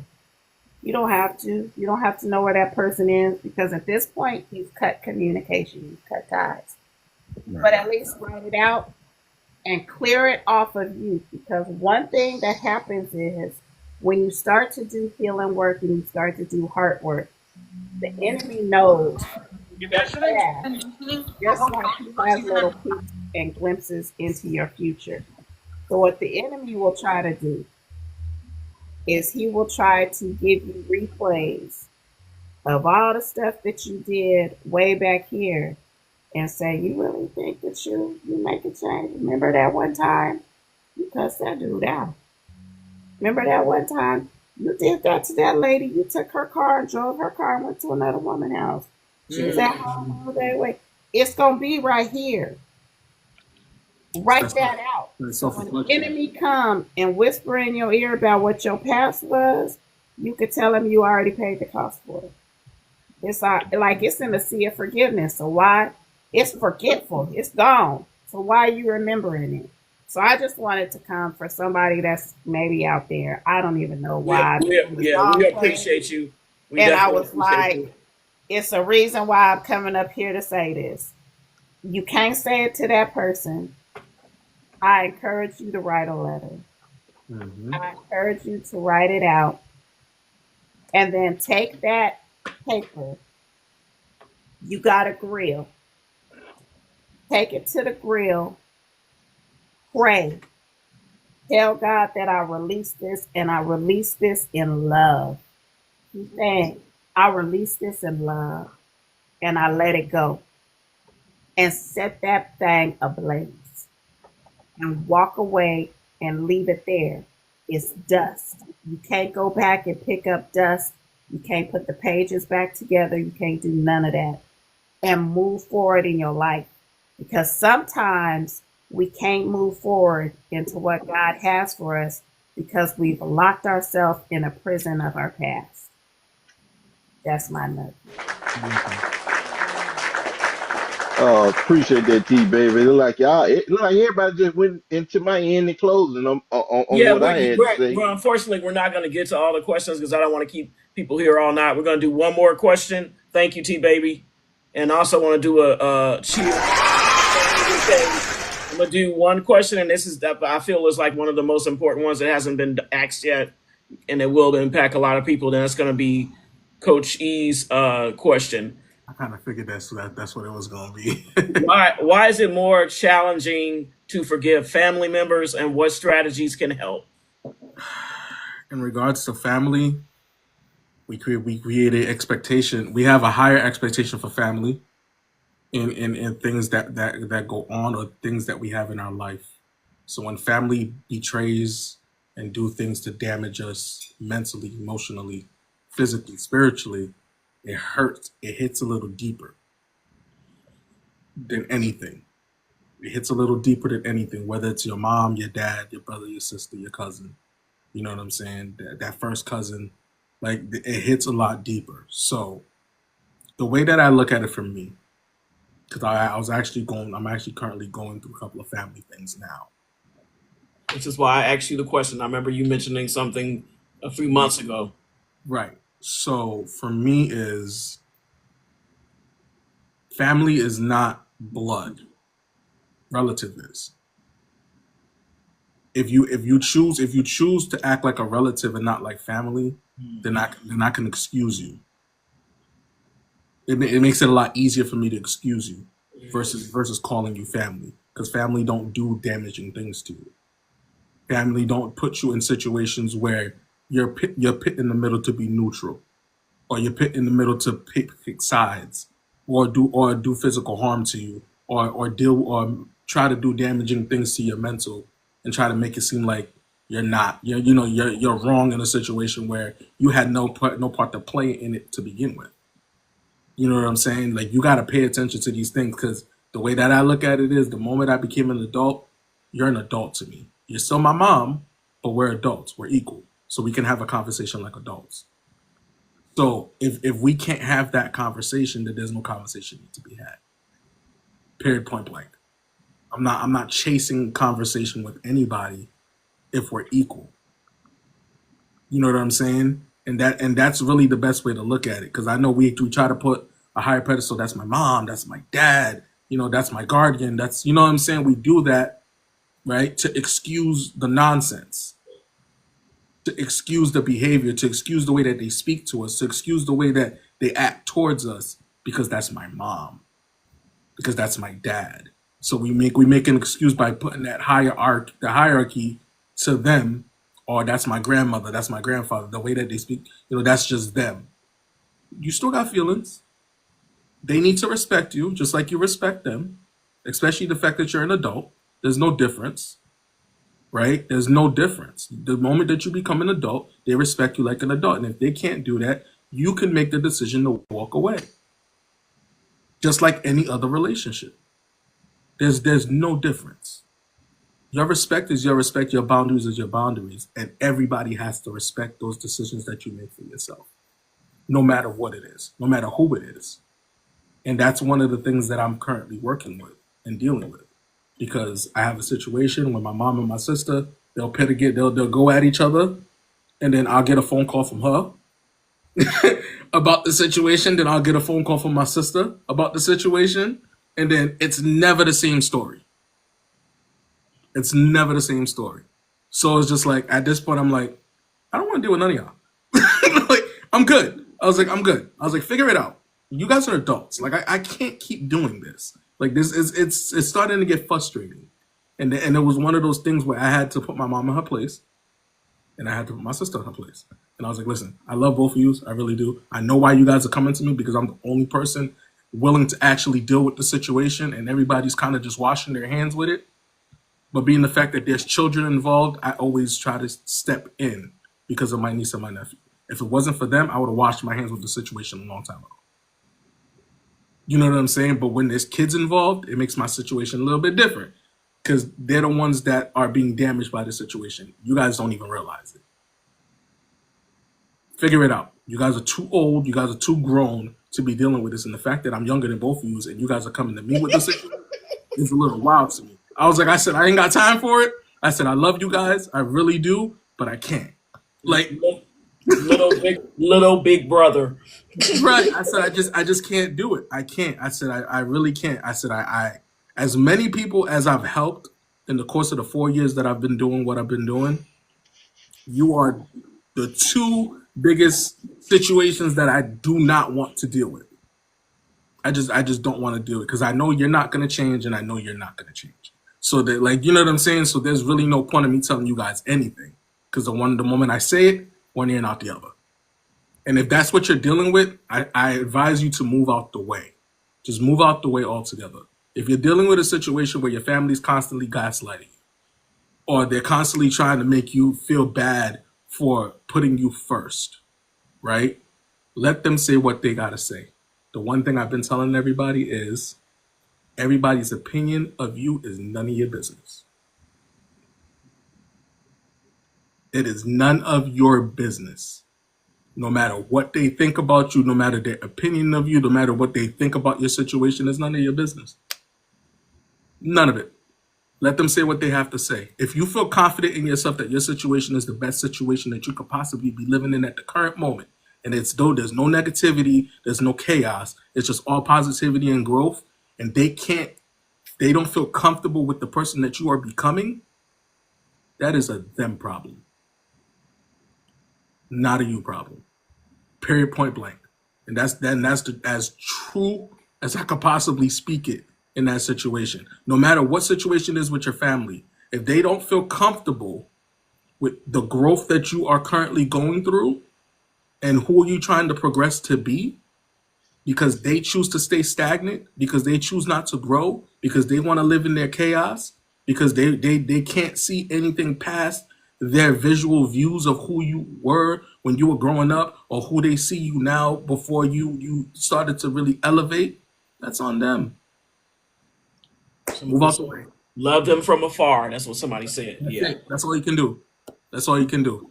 Because even when my mom calls my phone now, and she'll be like, you know what, never mind. Because she knows now. Like, So you know she's what I'm saying? learning to respect your boundaries. Yeah. My sister too. She won't call me for no shenanigans. She'll be like, I know you don't want to hear it. I don't. What do you want? Like, like, you know what I'm saying? Like, what do you need? If it's not for the kids, please don't. Like, don't. Because I don't want to deal with it. Like, you know what I'm saying? Like, you need to figure that out. Like, I can give you the guidance, I can give you the information, I can give you the tools, but if you choose not to grow and not to be coachable, I can't help you. And you can't be mad that I'm helping others and not helping you. They're looking for the guidance, they're looking for the growth. You're not doing that. And you have to forgive yourself for allowing yourself to deal with the shit in the beginning. It's not to forgive them, it's to forgive yourself, because you need to move out the way. So, Coach, they just want to be an unpaid customer. That's it. They want things for free. The family discount. Like, you know what I'm saying? Like, and I'm telling you this from the bottom of my heart, people. Nobody is more important than you besides God. Because if you have people that are relying on you to be the better version of you, how can you be there for them if you're not comfortable with who you are and comfortable in your skin? How? It's impossible. I'm just saying. Okay, so I want to thank everybody in the chat for coming in tonight, for tapping and gifting, and asking questions as well, and engaging.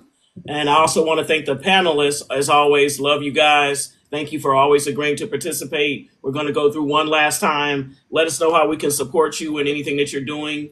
If there's nothing, you can just, the next person can go. We'll start with Coach Pierre. So I just recently released a journal called Beyond Limits. It's pretty much a journal in regards to empowering yourself and self-reflecting on who you are as a person and trying to grow. It's available on Amazon. It's in my link tree. It has a lot of self-reflection questions, challenging questions, and a place to kind of reflect on your day. The way that you utilize the journal, you can do it daily, weekly, bi-weekly, or monthly. How do you choose to utilize it? But it's really for you to do the work and focus on you. I also have my book called Mind Your Mental, which is also a first step guide to your mental health journey. Kind of gives you a lot of tools with some note pages in the back to kind of reflect on the things you've learned within the book. I do have my podcast, Mind Your Mental, that we do every other Saturday from 10 to 12. We speak anything in regards to mental health or just, uncomfortable conversations that people don't like to have. So.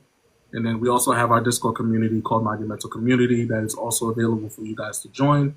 If you hit the link tree if you hit my link tree, there's steps on how to join the Discord. Dr. Sonieta is also a part of that. Dr. Cooper is also part of the Discord. She sees the growth. Oh, really? I didn't know that. Let me find out. Yeah. Did not know that. Yeah, and it's engaging. Right now, we're currently at 170 plus people in the Discord. So we're growing, rapidly. Hopefully, before this beautiful app goes away, we can get up to like 200, maybe 230. So we'll see what happens. But I appreciate you guys. Right. Thank you, Derek. Once again, I want to thank you for tapping me to be a part of this. This really stretches me and grows me in the right direction. I'm just thankful to be here because, again, my involvement with this platform was primarily socialization and entertainment. However, there's a ministerial component. I became aware of that in about the first couple of months. So to the people that's listening, look, if you need a blueprint for anything, if you're trying to design a house or something like that, holler at your boy, because that's what I do, right? On this platform, in this new year, I have decided to go live consistently once a week, even though I'll be involved in things like this whenever I'm asked. And that's going to be to do what I've been doing on the platform, which is talk about whatever topics come up, but specifically or in addition to that, there's a need to educate people on investment strategies surrounding cryptocurrencies like Bitcoin, Ethereum, XRP, etc., because there's a lot of scams that are out there that are showing up in people's inboxes. When that started happening to me, it became obvious to me that I needed to be a voice in the space to kind of speak out to that. So until they actually ban the app, that's what I'm going to do. Maybe that won't happen for another week or so. We'll see how that goes. But what I want to tell people is that inbox me if you're following me and give me a email address or some form of contact information on you, because what I'll end up doing is pivoting to some other platforms. And if I have a way to contact you, I'll be able to let you know about Zoom meetings that I'll have where I could just share the information. Doesn't cost you anything. Except for your time and your attention, because what I want people to do is to understand what's happening in that particular space. And I want them to be educated on what they can get involved in, because there's a paradigm shift that's happening in the monetary system of the earth. It's going to either happen to you or with you. And you should be educated on what's going on, whether you want to be involved in it or not. And I want you to know what you need to know instead of getting scammed. And then if your first exposure to this space is getting scammed, then you're going to stand on the sidelines and never get involved in anything. And I want to make sure that I can help as many people avoid that particular pitfall. So inbox me with the contact information so that I can keep in touch with you in the event that they do actually go ahead and ban the platform. If they don't, then every Saturday, Saturday evenings, I'm going to go live and talk about the things that I talk about. Again, thanks for your time. I appreciate whenever you call me up and ask me to be a part of one of these panels. I'm very humbled, very honored. And I mean, just sitting with these guys, it levels me up week in and week out. So thank you again for allowing me to be a participant. Thank you. Dr. Cooper. Once again, go talented, my amazing sister. Thank you for allowing me to grace your platform with some amazing people across this app. I'm like Derek, I hope it does not go away. But just in case, there is an app called Flip. If you haven't heard about it, go ahead and hit my link tree. It's in my bio. And Flip seems like it's getting ready to be a quicker way to make money than you can over here on Facebook. It's not about your followers, it's about engagement. And so learning more about this app, and I have a community already. We're going to be having a Zoom to talk about, because I really teach people how to monetize on these apps. Over here on TikTok, I am your content queen. I do TikTok shop. And I also, after I reached 10K, I could have gone to the other side, but I don't have that kind of time. So I'm still an affiliate, and I also can show you how to get brand deals on this app and off of this app. There's so many different ways to make money. So as a coach, I teach you how to find your voice, and then I help you learn how to monetize your message. And the whole purpose is to make pain pay us back. Everything that hurt us owes us. So that's what I love doing, helping people to become free. I'm known as the Freedom Coach. And if you want to be free, follow me. But my Harriet Tubman anointing will let you know if you're not ready, don't follow me, because you will be dead in the woods. Thank you so much for allowing me to speak. I'm Dr. Cooper, and I'm complete for now. Thank you. Thank you for participating as always. I appreciate you. Ms. Tina. Like everybody else, thank you for allowing me to participate. I learned so much from being in this space from the other people that share. And I walk away with so many nuggets, and I'm just grateful to be in this space. I think I said that before we started, that I'm glad to have found community that wants to help and encourage people. And you can find so many things on this app, but finding stuff like this is real gold. And I'm grateful to be in this space. As far as what could be done to help me, I have my nonprofit has a podcast. In all our content, we have 4 million views across 106 countries. And I am always looking for great people to be a guest on the podcast. You may be in the comments, or you may be on the panel. And if you feel like you would be interested in being a guest on my podcast, to message me. I would then send you a Calendly invite to have a pre-podcast conversation. We deal on topics relating to mental health, to grief. We also have a men's only grief support group that meets on the second Thursday of every month at 6 p.m. Eastern time. That is hosted by gentleman James Price, who is a widower and fortunately has experience in grief and leads that group. It's important to give our men a space to talk independently of other different people, to be able to hash out their emotions and share and be vulnerable in a safe space. So James partnered with me to host that. I hope, and that is done on Zoom, to have a confidential conversation. I host the grief support meeting the last Thursday of the month, and that is open to anyone to participate. If you go to the link in my bio, it takes you right to our website, Widowhood Real Talk with Tina. You can see the board members, you can see our mission statement and what we do.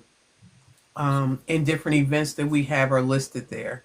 And just thank you for allowing me to be part of this conversation. Thank you. I don't know if you remember the first time you and I connected, I sent you a blind inbox just asking you to be on a grief panel that I was doing, and you said yes, so I appreciate that. And you've been consistent anytime that you're available, you do participate. So I appreciate you. Red Tate, our newcomer. We blew up the live earlier. Right. Well, I ain't gonna say I did. It wasn't nothing but the power of God. But It was them receipts, brother. All them receipts, the verses. Listen. you know, Go, I appreciate you for allowing me, extending the invitation for me to come on your platform. Because you had my mind thinking. I said, ooh. I said, she ain't had to do me like this. So, I was thinking, and me, I like to pull some stuff out, some nuggets, so people can go back to and jot down and listen, because the enemy will fight you, and when you forgive somebody, you got to uproot it. You got to truly forgive that person then, but first you got to truly uproot it from the roots itself. You got to say, Lord, I forgive that person. And once you uproot it from the roots, get rid of it, start focus on self-love. Self-love is the most important thing of this situation. Once you focus on yourself, sit down and talk to somebody, get you a coach, God, all things, everything happens for a reason. And you got to get it together, forget that person. You got to release that negative, when negative spirits come, negative thoughts come around, you got to drop them. You got to bind them in the name of Jesus and start releasing affirmation in the atmosphere. Mm. And, stop beating yourself up. See, when you beat yourself up, because I'm speaking from experience, I'm not sitting up here just blowing smoke, because I've been there. I've been to hell and back. So, I didn't feel worthy of living. I didn't feel worthy of being with somebody because the hell I've been through.